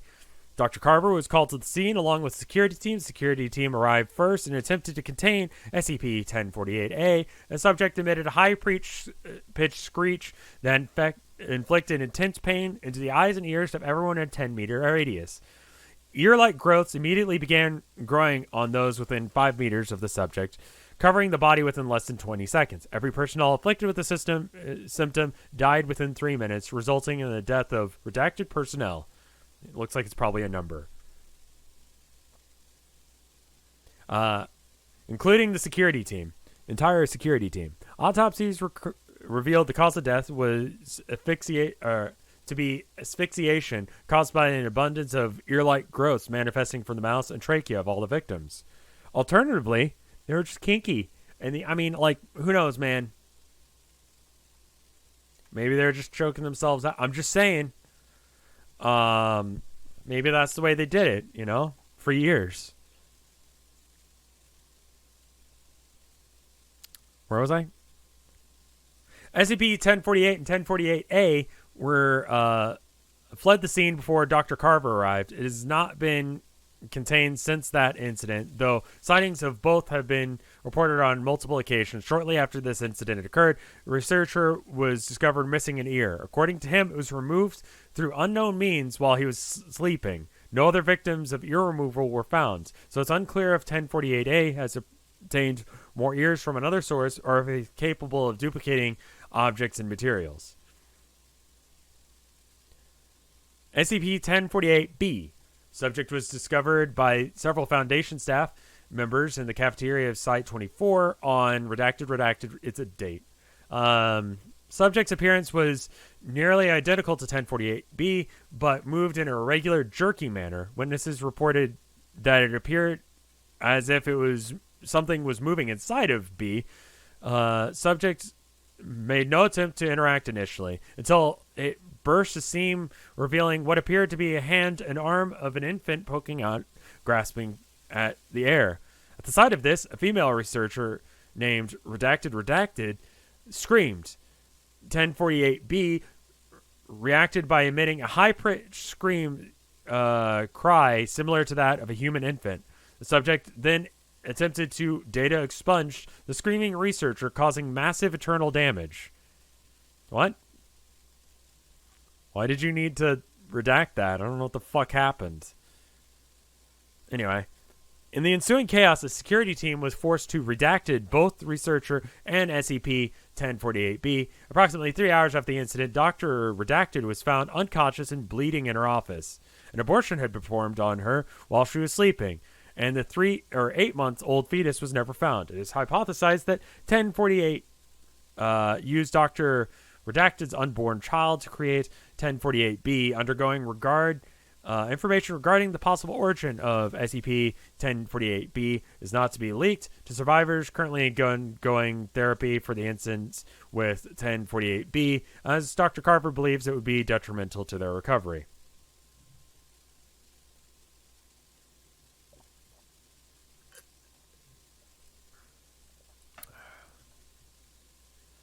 I mean, yeah, that's fucked up. SCP-48-C. Subject resembles a teddy bear similar to 1048, but composed entirely out of rusted metal scrap. Subject was first cited on redacted date by Dr. Carver in his office while writing up a report on SCP-1048-B incident. Subject fled the room when it noticed Dr. Carver observing it. In pursuit of 1048-C, Dr. Carver witnessed the death and maiming of redacted, looks like a single-digit number, Foundation personnel, as subject exhibited extreme violence during its escape. SCP-48-C has not been encountered since this initial sighting, and it's not known whether or not it still resides somewhere within Site-24. The origins of any material possibly used to construct SCP-48-C by 48 or 1048 are currently unknown at this time. Addendum to 1048-1. SCP-2295 is similar, but nearly antithetical in function to 1048. Attempts to establish common origin are ongoing. Extreme caution is to be taken if SCP-1048-A or 1048-C are encountered again. I cannot stress this enough. This is a quote. I cannot stress this enough. The damn thing jumped right through those poor people, says Dr. Carver. What does SCP stand for? Secure, contain, and protect. It's what the people do. You secure the thing, wherever it is. You contain the thing, and then you protect it and other people from it. Was that scientist working while pregnant? I mean, yeah. I mean, honestly, this is not the place that I would want to work. I was going to say while pregnant, but just in general, fuck that, you know?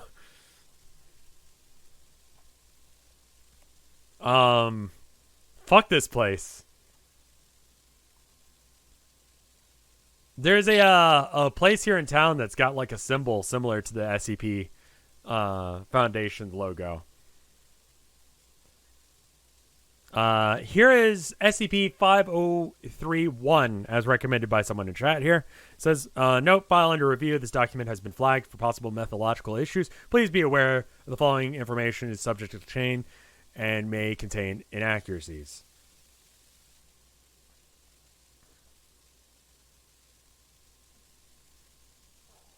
Item SCP-5031. Object class Keter, which is violent as fuck, like the bear. SCP-5031 is to be contained in an airtight iron cell at Biosite 59. Structure must be inspected for imperfections on a bi-weekly basis. No other interaction is necessary.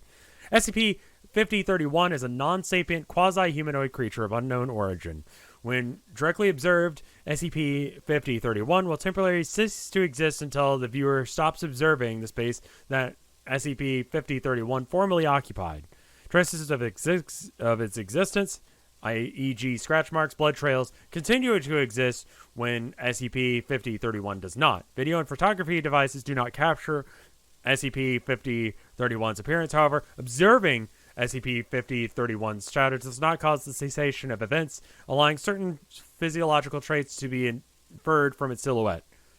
Normal small head with no discernible neck. Elbows branch into three sets of lower arms each. Elongated torso, 1.9 meters in length. Pelvis terminating in a crescent-shaped protrusion of odous tissue with a blade-like lower edge. It's got a blade dick.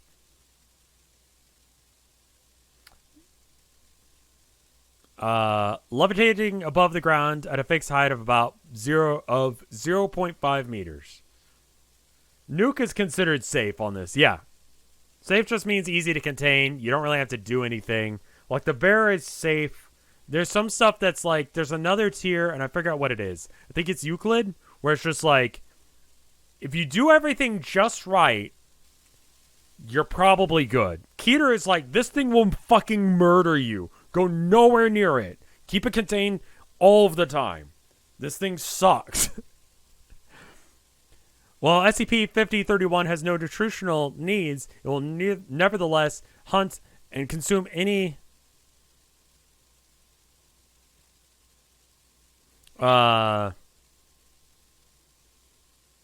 animal or human it encounters while using its pendulous lower body to down targets. SCP-5031 does not sleep and is incapable of expression or verbal communication. Addendum as of 14/02/2018. So that reads like a British person. Senior researcher Stanley Huxtable is now acting in the role of HCL supervisor of SCP-5031. The following is a selection of relevant correspondence of SR Huxtable to site director Yusuf Mostov. Okay. Euculating research progress. So Valentine's Day of 2018. I have no idea who wrote this. Initial impressions. I have no idea who wrote this, but there's a lot I'd like to say to them. I'm not a fan of abandoning a living creature inside of a metal box for 10 years, no matter how pragmatic it may be. It's difficult to fathom how such things were considered norm a decade ago. Have you ever heard something scream from behind 10 inches of iron for hours on end? When I do my redraft, remind me to add anomalous resistance to hoarseness somewhere in the description. Could you work your magic and get the boys to retrofit the containment cube with an aperture and a security vestibule? I'd like to run some tests requiring exposing SCP-5031 to certain stimuli. Listen, I'm all for the whole bleeding heart thing, but this thing just straight up murders you. It's got a blade dick. It goes invisible when you look at it. I'm like, no, keep that thing in a fucking cage. What are you doing? March 8th, 2018. Incoming raid? Oh, shit. Forward. Installed round 1 test sound. Summary. Forward.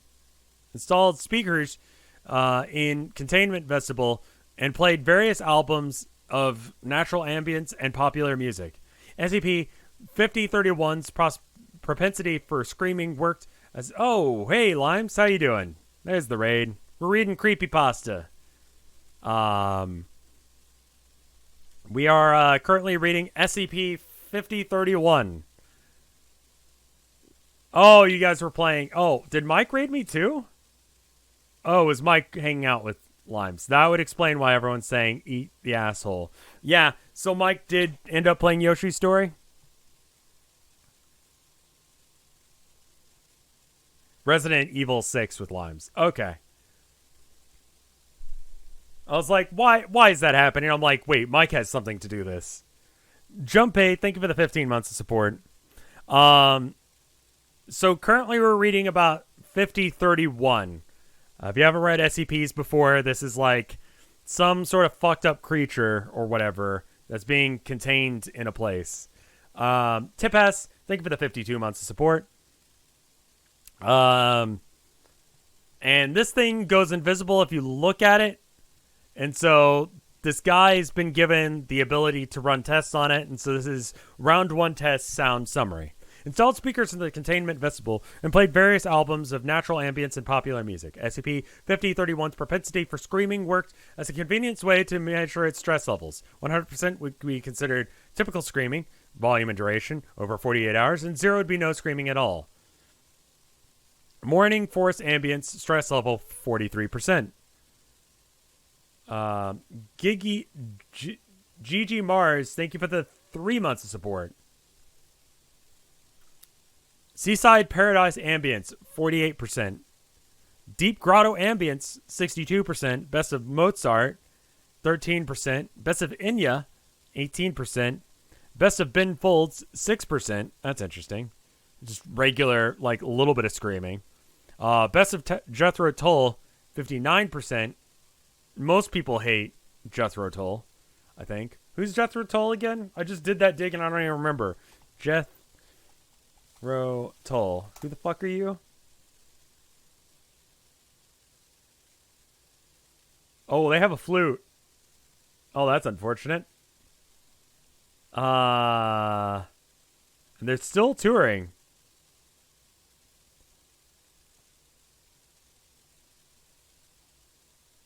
They're named after a band or a guy.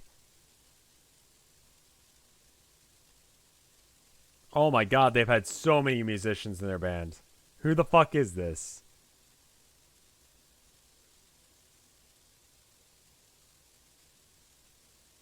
Yeah, I have no idea who this is. I'll be honest. Anyway, it turns out that Jethro Tull was almost as bad as Deep Grotto Ambience.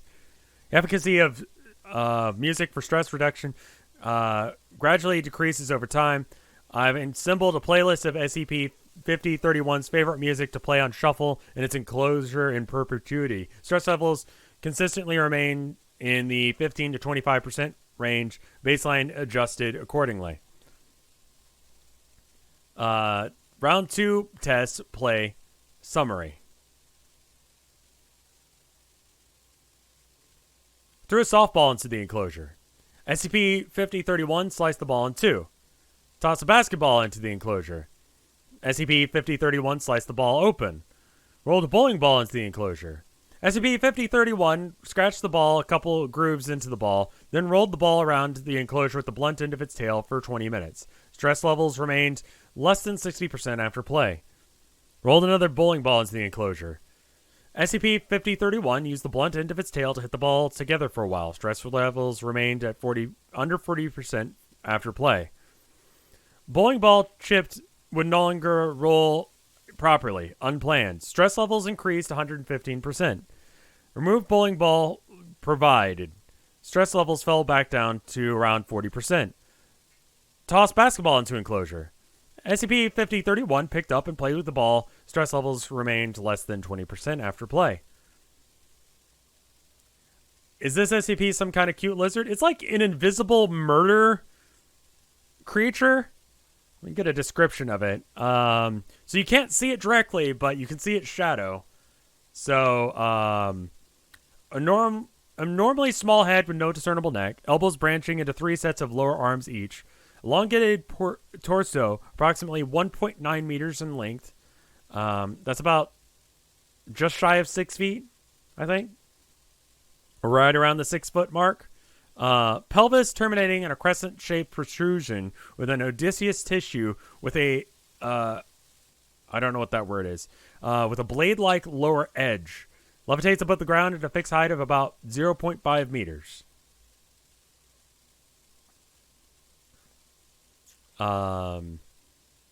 Afterward, SCP-5031 began to use its hands to play with the basketball, possibly to avoid accidentally damaging it. Motor skills comparable to that of a toddler. SCP-5031 still prefers bowling ball for kicking. Forward. Test 3. Food. Summary. SCP-5031 was given the choice between 2 potential food sources placed at opposite ends of the enclosure. Human corpse or pig carcass? Pig carcass. Pig carcass or chicken carcass? Pig carcass. Pig carcass or rotisserie chicken? Rotisserie chicken. Chicken carcass or rotisserie chicken? Rotisserie chicken. Live chicken, rotisserie chicken. Rotisserie chicken. Roasted turkey, rotisserie chicken. Neither, presumed stated. While it is true that 5031 does not necessarily need to eat, feeding it regularly seems to have marked a decrease in average stress levels. Stress reduction seemed to scale proportionally with the quality of food provided. As of Also of note is 5031 prefers to use its nail to pry and cut meat into bite-sized portions, rather than to rip the meat into chunks with its teeth or hands. Round 4 test, coexistence summary. SCP-5031 fed until sated. Live subject, common chicken, introduced into enclosure. SCP-5031 observed subject from distance for several minutes, then rolled a bowling ball towards the subject at high speed. Subject was killed instantly. SCP-5031's stress levels rose immediately and dramatically. Test 2. Bowling balls removed from the enclosure. SCP fed until sated. Live subject, common chicken, introduced into enclosure. SCP-5031 gently rolled basketball towards subject. Ball hit subject lightly. Subject responded with a small cry and moved away. SCP-5031 did not engage with subject further. Test 3. SCP-5031 fed until sated. Live subject, Class D, blindfolded, introduced to enclosure, and instructed to sit and roll basketball forward, then wait until it came back and roll it away again. SCP-5031 successfully rolled the ball back and forth for several minutes. SCP-5031 eventually abandoned the activity and approached the subject. Per safety protocol, subject removed their blindfold to terminate the activity. SCP-5031 fed until sated. Test 4. SCP-5031 fed until sated. Live subject, Class D, introduced into the enclosure, and are instructed to toss a tennis ball at the wall, let it ricochet behind them, and catch and repeat. SCP-5031 stood back behind the subject and successfully engaged in a game of catch, mimicking the subject's action of letting the ball ricochet against the wall. Afterward, SCP-5031's motor skills appear to be rapidly improving. Round 5 of tests. Symbols. Summary. Forward. 5 LCD sub-displays were fitted into the wall of SCP-5031's enclosure, each with a lit button and a food dispenser underneath. 2 stations activated, 1 screen displaying an image of a rock, dispenses rocks.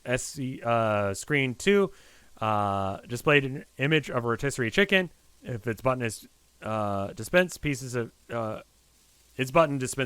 chicken.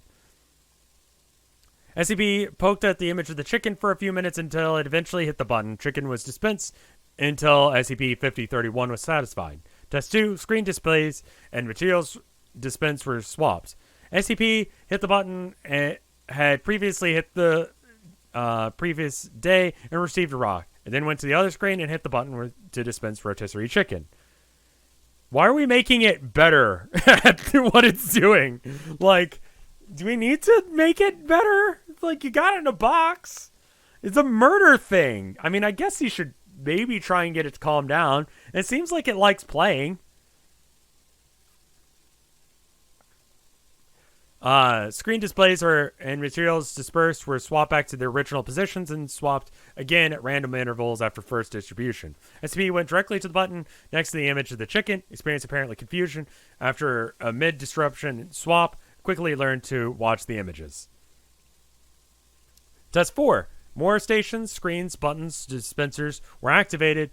4 stations with the word rock dispense rocks. 1 station with the word chicken dispense chicken. Arrangement set to change random several times over the following days. Through trial and error, SCP-5031 determined that the station dispensed chicken. SCP-5031 subsequently went to the station marked chicken whenever displays were swapped. Test 5. All stations deactivated except for 1. Screen displayed the word chicken. 7 blocks of wood were set in front of the station, each marked with 1 letter of the word chicken. The station's button was set to remain unlit and inactive until the buttons were arranged in the correct order. SCP expressed apparent frustration, hitting the inactive button repeatedly and striking the wall with his tail. Test 6. Same as the previous test, but the screen displayed the word chicken with each letter overlaid with a photo of a wooden block. After 12 minutes, SCP-5031 successfully assembled the word chicken. Afterward, it can learn language, Yusuf. Round 6 test, vocabulary. Results. SCP-5031 has learned how to use letter blocks to form the following words: chicken, turkey, pork, tofu, beef, bread, more salt, more pepper, more cooked.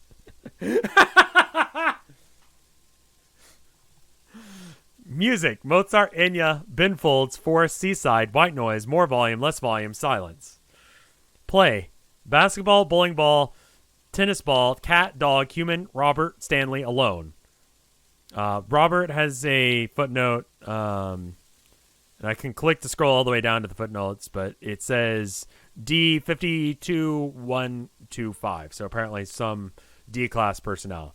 D-class personnel, for those of you who haven't read these before, some guy who is on death row that they faked his death or whatever, and now he's a test subject, and so they kind of don't really give a shit if they live or not. Usually used in testing like this. Spaghetti Depressi, think of the 12th year of support. Holy shit. 1 year of more cooked, less volume. Human guinea pigs, for exactly this kind of thing. Afterwards, though, through its increased vocabulary and human interaction, SCP-5031 has made the following progress.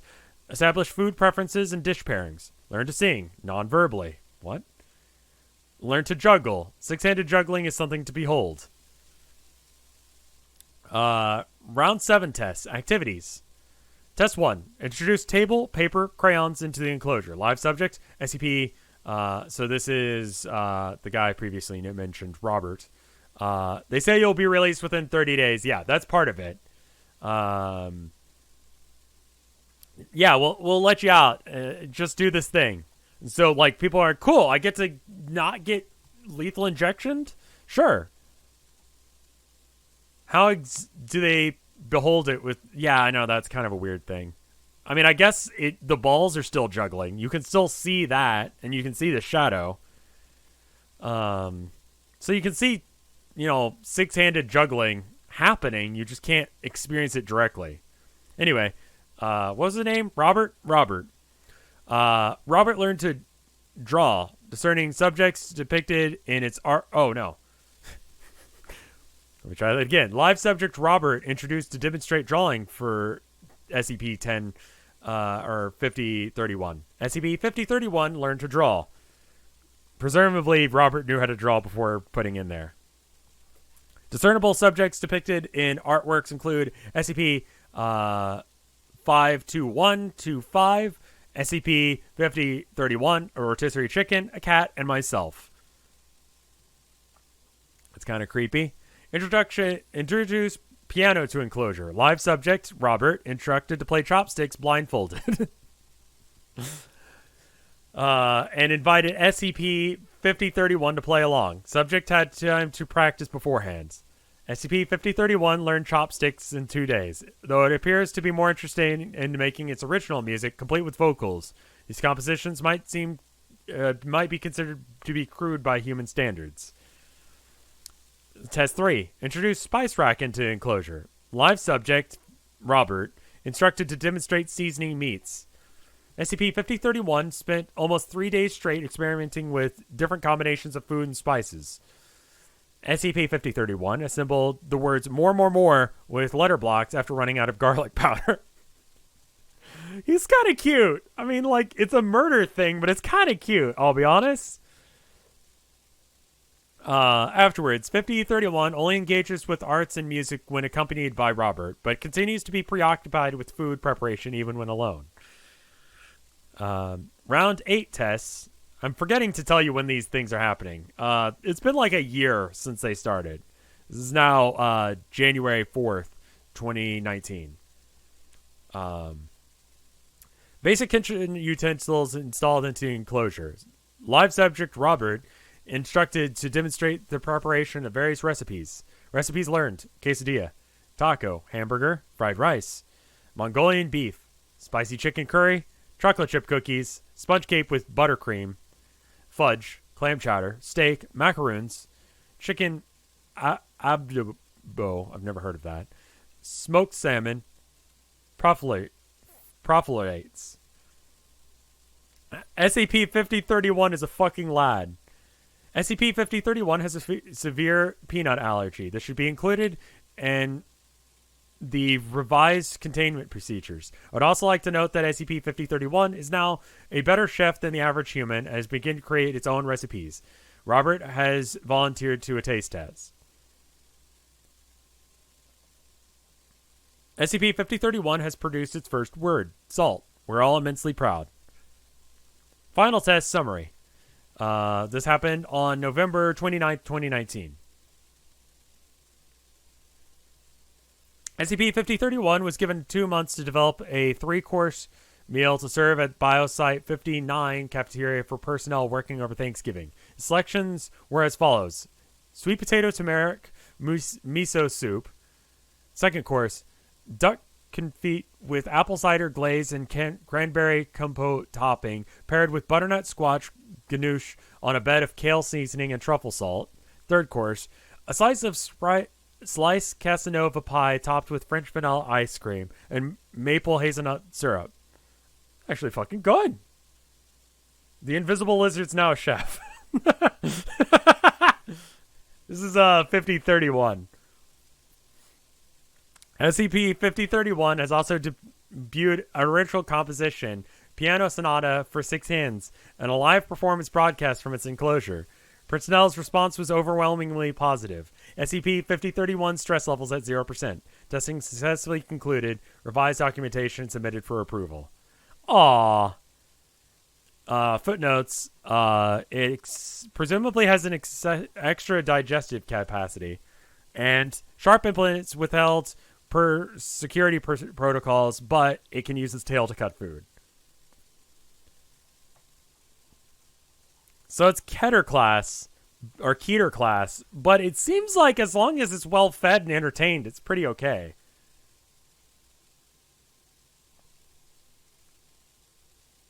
Yeah, this is a really good one. I like this one. He turned into a good boy. I'm going to read the 3 that I've got recommended here real quick, because my voice is about to give out.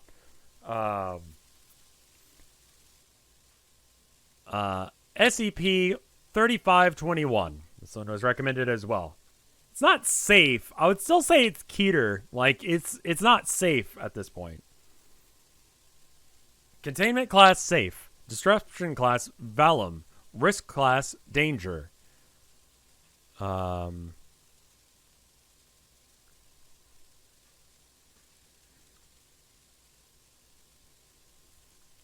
Special containment features. The entire supply of SCP-3521 is located beneath Site-39-EX biohazard waste site. It's currently inaccessible. Foundation waste management team are currently working to remove the biohazard waste to recover 3521, as well as any other items that can be recovered from Site-92-EX's location. SCP-3521 is a group designated for a supply of 16 pharmaceutical gel tablets created by an individual called Dado in collected messages. DADO. Currently believed to be an amateur parapharmacologist.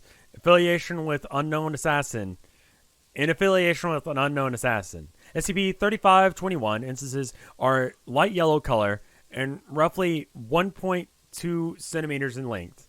So it's like an Advil capsule. So yeah, so this one's safe because like you don't really have to do much to keep it under lock and key. You just put it in a box. No one's gonna use it. It's fine, probably. I actually haven't read it. SCP-3521 dissolve quickly in water and are made up of an unknown and likely anomalous series of components. Primary anomalous nature of SCP-3521 is only revealed once 3521 has been ingested by a subject. Shortly after consumption, an extremely large number of unpeeled bananas will appear to manifest in the subject's stomach at an indeterminate rate. Based on the information recovered during the discovery of 3521, it's believed the volume of bananas is intended to cause harm in an acute lethal dose of ionizing radiation.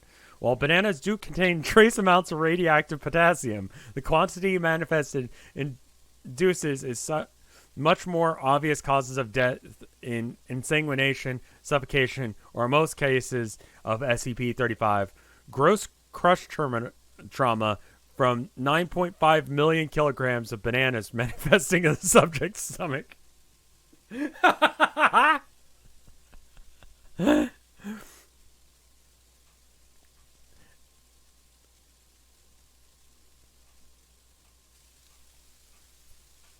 Addendum 3000, no, that would be, 3521.1. Discovery and testing.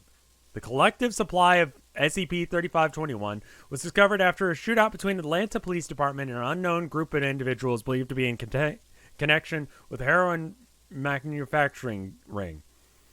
During the investigation, the storehouse individuals had been guarding a bag containing every known instance of 3521 was discovered along with a recently registered cell phone, commonly referred to as a burner phone. The contents of the messages contained in this phone are available in 3521.2. Full investigation of the storehouse yielded several additional anomalous items which were recovered by the Foundation personnel with instances of 3521. During processing of Site-92, some D-class personnel was chosen for testing the effects of SCP-3521. Why did the full investigation... Okay, so there are other anomalous stuff, so they decided to go ahead and collect everything. The D-class person was given a dose of 3521 and placed under observation. Based on the recovered video footage, after about 30 minutes... They briefly complained of an intense stomach pain before expanding rapidly and disappearing under a completely growing mass of bananas. The testing chamber was consumed within seconds. A significant portion of the site's lower levels destroyed within minutes. Rescue efforts began almost immediately as a significant number of staff were also trapped below the surface in areas now inaccessible due to the expanse of bananas. Further hindering rescue efforts was the fact that the mass of bananas, which quickly collapsed under the pressure of the earth around them, turned into a thick slurry, which was extremely radioactive. Due to this, the first external notice of Site-92 had experienced a critical event in which was when Site-17 received a radiation warning notification, usually the result of a reactor failure. Site-92 was evacuated, and though 23 members of the site research staff and 61 other personnel were killed in the aftermath of the event due to the volume of radioactive biological waste beneath Site-92. Got it there in the end. Every accessible anomalous object, fortunately no anomalous objects had to be moved. Site-92 was strictly an anomalous object repository, was moved to nearby sites, and site was decommissioned. Recovery efforts are still ongoing. Addendum 3521.2, recovered cell phone data. Note the following is a relevant excerpt from a text message conversation recovered from a cell phone found near the supply of 3521 during its discovery. New job is in. I need something from you. What are you looking for? When I worked with Little B, he usually got me plutonium. No plutonium. What? Plutonium too easy to trace. Need to be discreet. No plutonium. What do you have in mind? Potassium. How is potassium more discreet than plutonium? Easy to hide. We'll use banana. Bananas are radioactive? Yes. How many bananas will you need? You let me worry about that. When you need. 4/15. I don't know what that is. You know, I know you're supposed to be some kind of savant, but I don't know about this. Are you sure radioactive bananas are more discreet than plutonium? Because I feel like they aren't. You tell me. When you see plutonium on the ground and you see banana, which you get more worried about? I get that. But again, it's going to be a lot of bananas, right? Or just one really radioactive one. You need to trust me, Dado. Bananas are just as effective as plutonium. Plus, you can't trace banana. Who does the finger get pointed at? Grocery store? Okay. Just wasn't sure. Can't afford to fuck this up again. Don't usually work with new guys. Good. Trust Dato. Everything be okay. No worry. Banana even better than plutonium. I mean, I feel like this is just sort of like a meme based on the fact that, like, technically you could get radiation poisoning from bananas, though the amount of bananas you need to eat is ridiculously high, and it'll pass through your system before you can actually consume enough bananas to die from it. So, yeah, if you just spawned, was it how many tons of bananas? Like, yeah, that would give you radiation poisoning enough to kill you, but you'll die from the weight first. I love that. I love this. This is so fucking stupid. A lot more articles involving Dato. Oh, that's good.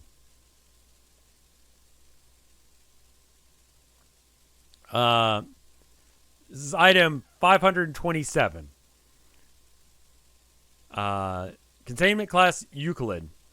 Disruption class Valum. Risk notice. Risk class Notice. Special containment features. 527 is to be contained within a standard human domicile at Site 19. No other containment procedures are necessary. SCP-527 is a male humanoid, 1.67 meters in height, which is biologically non-anomalous, with the exception of its head, which is biologically non-anomalous, with the exception of its head, which is that of a Platunus semifacius, or gold barbfish. So it's a human, but it's got a goldfish head. SCP-527 displays no other anomalous qualities. The head of SCP-527 functions as the same head of any other non-anomalous human. SCP-527 is capable of human speech. A taboo reading Mr. Fish and Little Misters by Dr. Wonderment appears on the bottom of its left foot. Mr. Fish and Little Misters, and it's got like a rights reserved thing. Discovery. SCP-527 was discovered in Boston by Foundation agents in 2002 and was moved to Site 19 in 2004. Initial interview. Begin log. Dr. Baker, thank you for your cooperation thus far, SCP-527. We're just doing this interview as a way to gauge any potentially anomalous behavior we might expect. All right? Let's begin. Are you capable of breathing underwater? No. Are you capable of communicating with other fish or other sea-based life forms? No. I see. When did you first discover your condition? Were you any chance attacked or bitten by a fish you didn't recognize, or experienced any encounter with a sea-based deity of any kind? No. Well, then you've been like this since birth? Yep. All right. Do you know of any anomalous traits that you might exhibit? Sure don't. Like I told the other guy, this is all it is. You're looking at it. Lie, stripes, hot, sweetie. They all good stuff. I'm just a guy with the fish head. Do you have any idea why your creator might have fashioned you this way? Fuck if I know.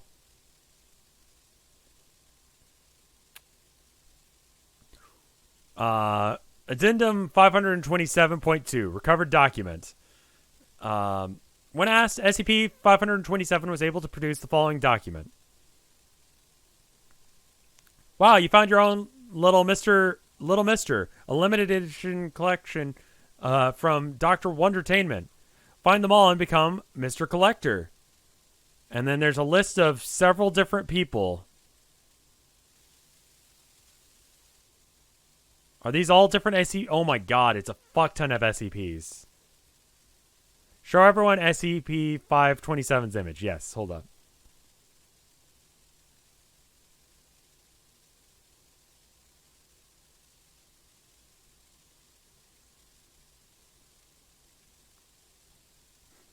What is a Euclid again? Because this seems like super, like, not threatening. He's just like a fucking guy. He just happens to be a fish man.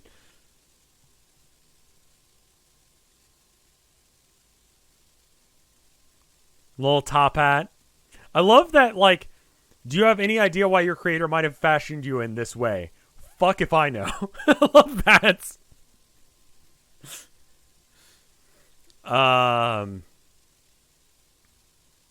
All sentient is the Euclid. Okay.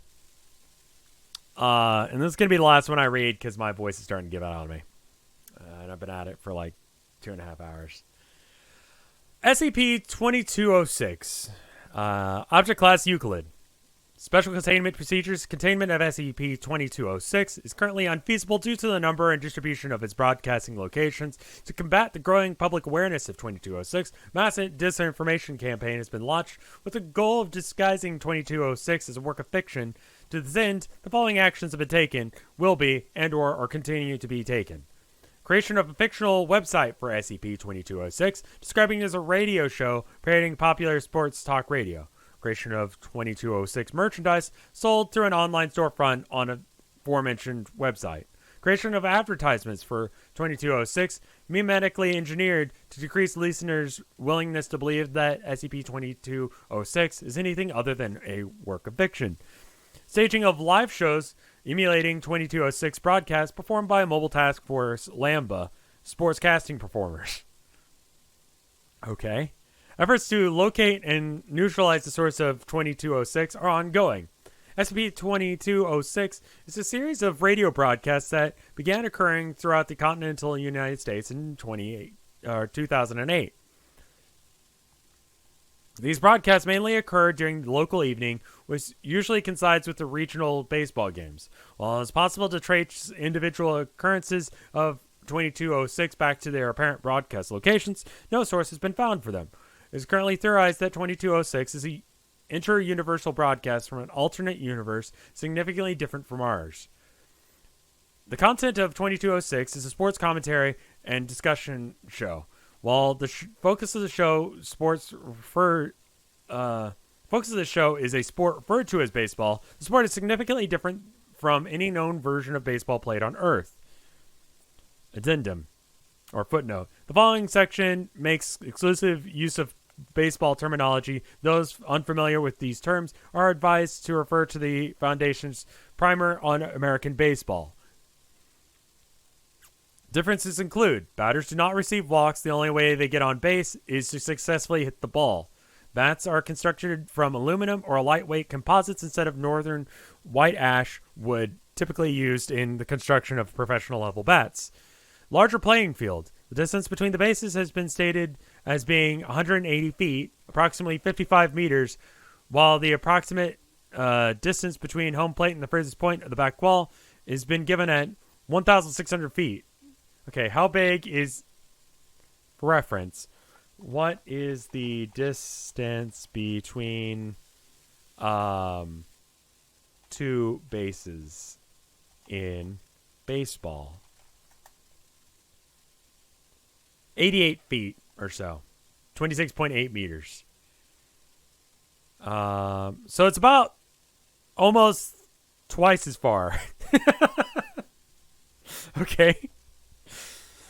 Height and strength fences are high-strength fences constructed from various different materials of great height, entirely surrounding the field for protection of spectators. On-field fights between opposing teams are common, expected, and considered a legitimate manner of contesting an umpire's call. Yes, serious injuries and fatalities are significantly more common. The use of steroids and other performance-enhancing drugs is mandatory. Players are highly divergent from baseline humans. Genetically modified and cybernetically enhanced humans, sapient ectomorphs, androids, and other anomalous humans are present in some combination on all teams. Fan superstitions appear to be capable of actually affecting the outcome of the game. Commenters from SCP-2206, who are by all indication baseline humans, treat these differences as usual and normal, providing commentary in a very similar tone and style to that of a normal sports talk radio show. The following teams are known to play in SCP-2206 baseball. This has a list that says team, league, MLB counterpart, and notes. Under the footnote, Play an ad as soon as possible. You're right. I should. Let me play a minute ad so I can go and get some water and kiss my wife, and then we'll read about the teams. Probably should do this more often when doing creepypasta reading. I'll be right back.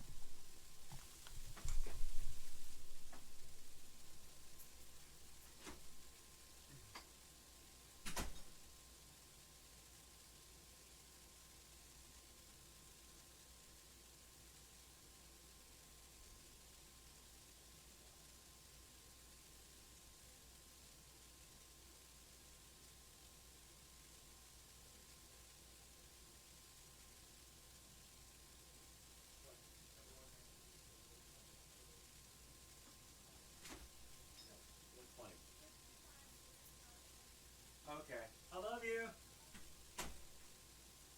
I got to see my wife. She's cute. Ooh, newest AAA game. Yay. Video games. Alright. Anyway, back. I should run more ads. You're right. Like Mike was saying. Especially if my voice is going to give out like this halfway through. Anaheim Avengers. This is first team. League. Oh, and it says under league, as normal as Major League Baseball, SCP-2206 baseball leagues are divided up into American League and a National League. Okay. Anaheim Avengers. League American. MLB counterpart, Los Angeles Angels of Anaheim. Notes, while it has been stated that they are the second team in history from Anaheim, it is currently unknown what happened to the first. Team, Atlanta Aztecs. League National. MLB counterpart, Atlanta Braves. In lieu of an opening pitch, the team starts their home games by ritually sacrificing a B-list celebrity. Baltimore Terrapins. League American. MLB counterpart, Baltimore Orioles. Though they are named after Maryland State Reptile, their mascot is apparently a 3-ton acid-spitting lizard capable of launching poisonous spines from its back. It's possible that the SCP-2206 universe, this is the state reptile of Maryland. Team, Boston Red Shirts. League American. MLB counterpart, Boston Red Sox. Currently holds the record for the most fatalities sustained in a single game, set during a 1903 game against the New York Highlanders. After losing their entire roster, the Red Shirts began drafting spectators onto their team. They eventually won 1-0. It's a Star Trek reference. Chicago Black Sox. League American. MLB counterpart, Chicago White Sox. Conspired to fix the 1919 World Series, which they won in a 4-game sweep to the confusion of all involved. Team, Chicago Orphans. League National. MLB counterpart, Chicago Cubs. The team has been without a manager, owner, and coaching staff since 1897. They were evicted from their ballpark in 1902. Despite this, they are one of the most successful teams in SCP-2206 baseball, having claimed over 20 World Series titles. Team, Cincinnati Communist. League Nationals. MLB counterpart, Cincinnati Reds. Between 1952 and 1993, the entire team was illegal under U.S. law. Team, Cleveland Exiles. League National. I'm going to stop saying the league and all that stuff because, I'll just say American and then their counterpart. So, for example, Cleveland Exiles, American. Cleveland Indians. The team has not played a single game in Cleveland since 1900. Colorado Blizzards. National. Colorado Rockies. Their stadium is perpetually buried under a meter of snow, providing them with a significant home field advantage. Detroit Wolverines. American. Detroit Tigers. Members of the team appear to be immortal. Florida Flounders. National. Miami Marlins. As the only entirely amphibious team, they represent the United States in the Pisces Cup, a 5-game series played in the Atlantis Aquatics. By Atlantean lore, the possessors of the cup has fishing rights in the North Atlantic. The Houston Colts 45s. American, Houston Astros. Singularly responsible for the 1972 ban on use of firearms during play.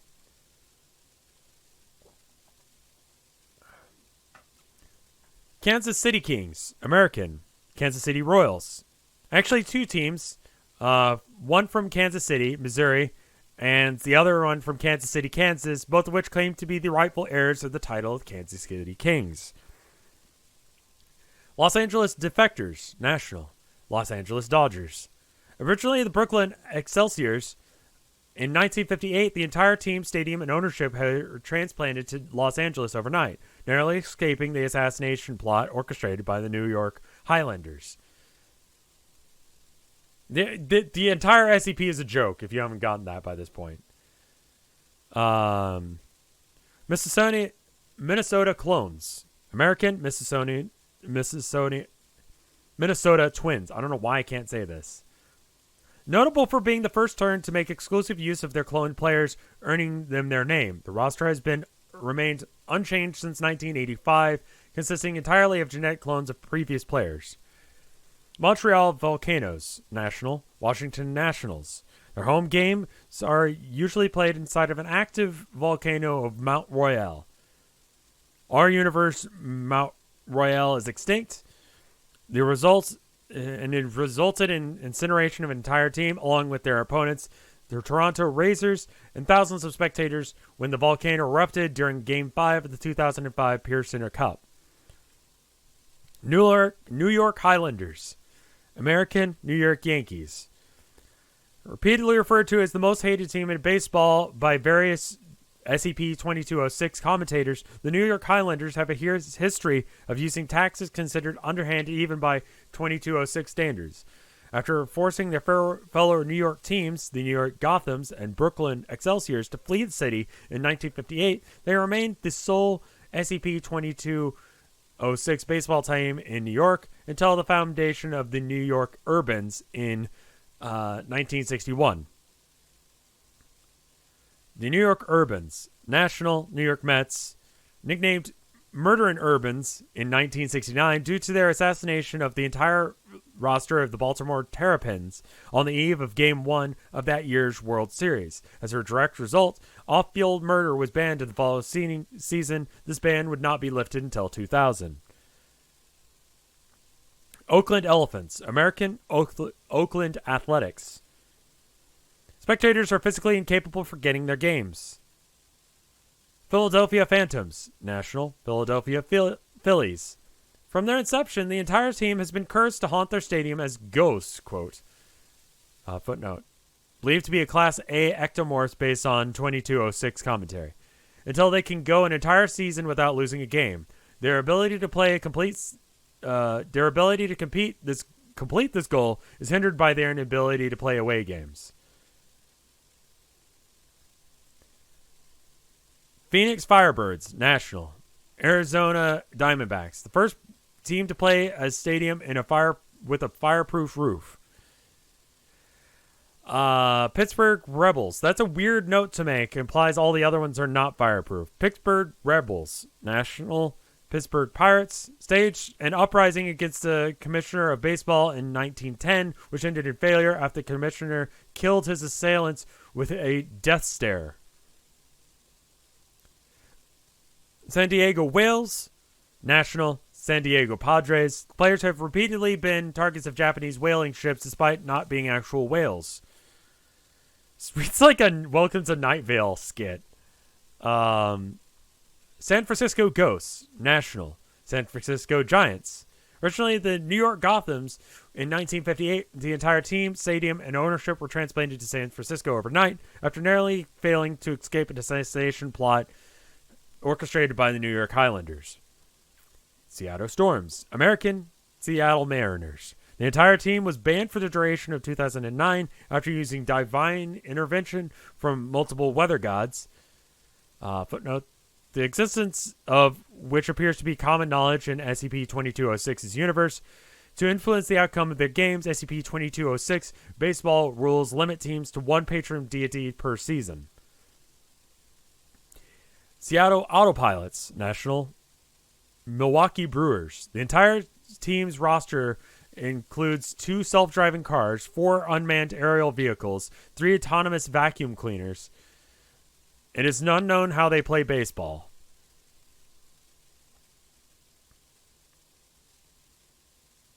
The St. Louis Cardinals. National St. Louis Cardinals.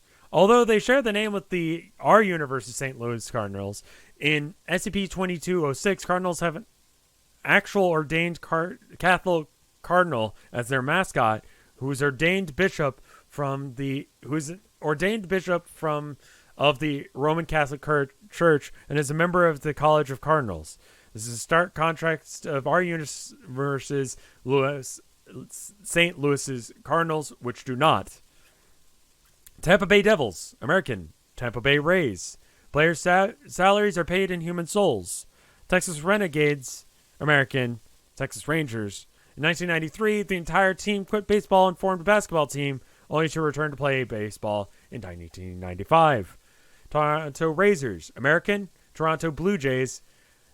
As part of Ontario's ongoing war against facial hair, the team offered free shaves to spectators. That is where this one ends. What a weird fucking thing to have me read. I mean, yeah. I think, okay, so who are you rooting for? It's okay if you don't remember the name, just, what's their gimmick? I know you said last one, but this one is literally one sentence. Okay.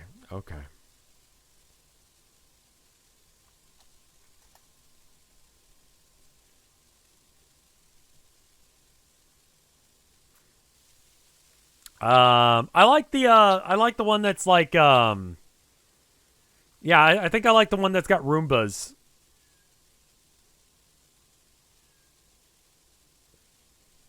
Don't read real J. Okay. SCP blank dash J. Dash J ones are, joke ones. Item SCP something or other J. Object class blank. Special containment procedures. In a box in my office. Description. It's a rock. It makes you procrastinate. Addendum. Probably mimetic or something. I'll finish writing this up later. Dr. Vang.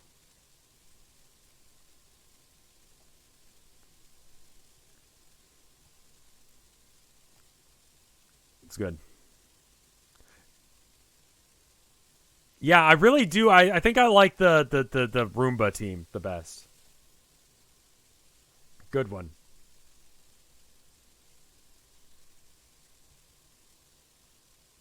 Special containment feature or procedures in a box in my office. Nice. Let's check out the Boro. Yeah. There's one new art here, and it's from Wessel, and it's of Monster Prom.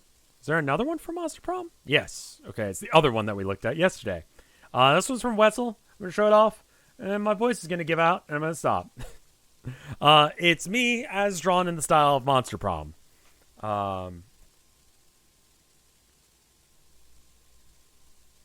It's wonderful.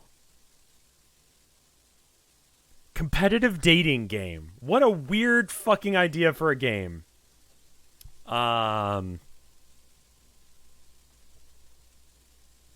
Wonderful.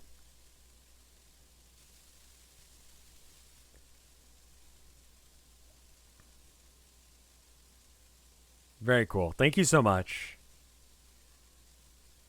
You can mod Monster Prom. So someone could add me to the game. Competitive speed dating? I guess it is. Yeah.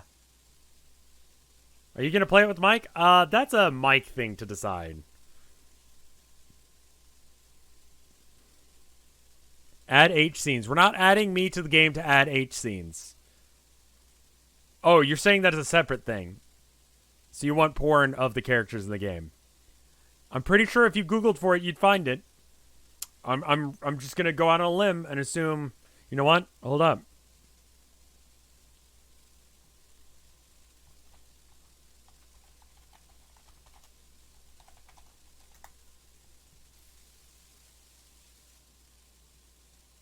The answer is yes.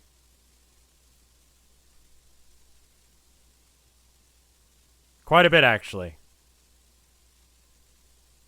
Mostly a polygeist and the demon guy. Sometimes together. Sometimes it's gay. Sometimes it's not.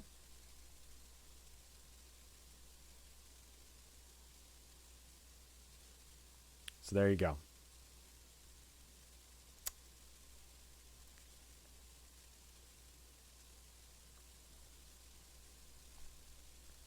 Anyway, that was me for tonight. I hope you enjoyed it. If you did, let me know. If you didn't, let me know.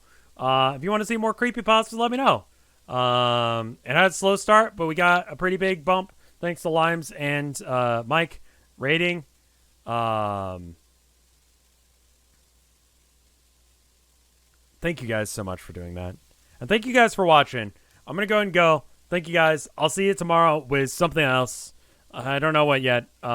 Maybe just Isaac. I feel like playing Isaac. I just haven't had a chance this week because we've been playing other stuff. I want you to read more SCPs. SCPs are a good one to read. And I have a whole bunch that I didn't end up reading tonight because we got stuck reading SCPs. But they were good ones. They were legitimately very good ones. So if you have recommendations, SCPs are really good to recommend. But I'm going to go rest the Thrussie. Don't call it a Thrussie. I'll see you guys later.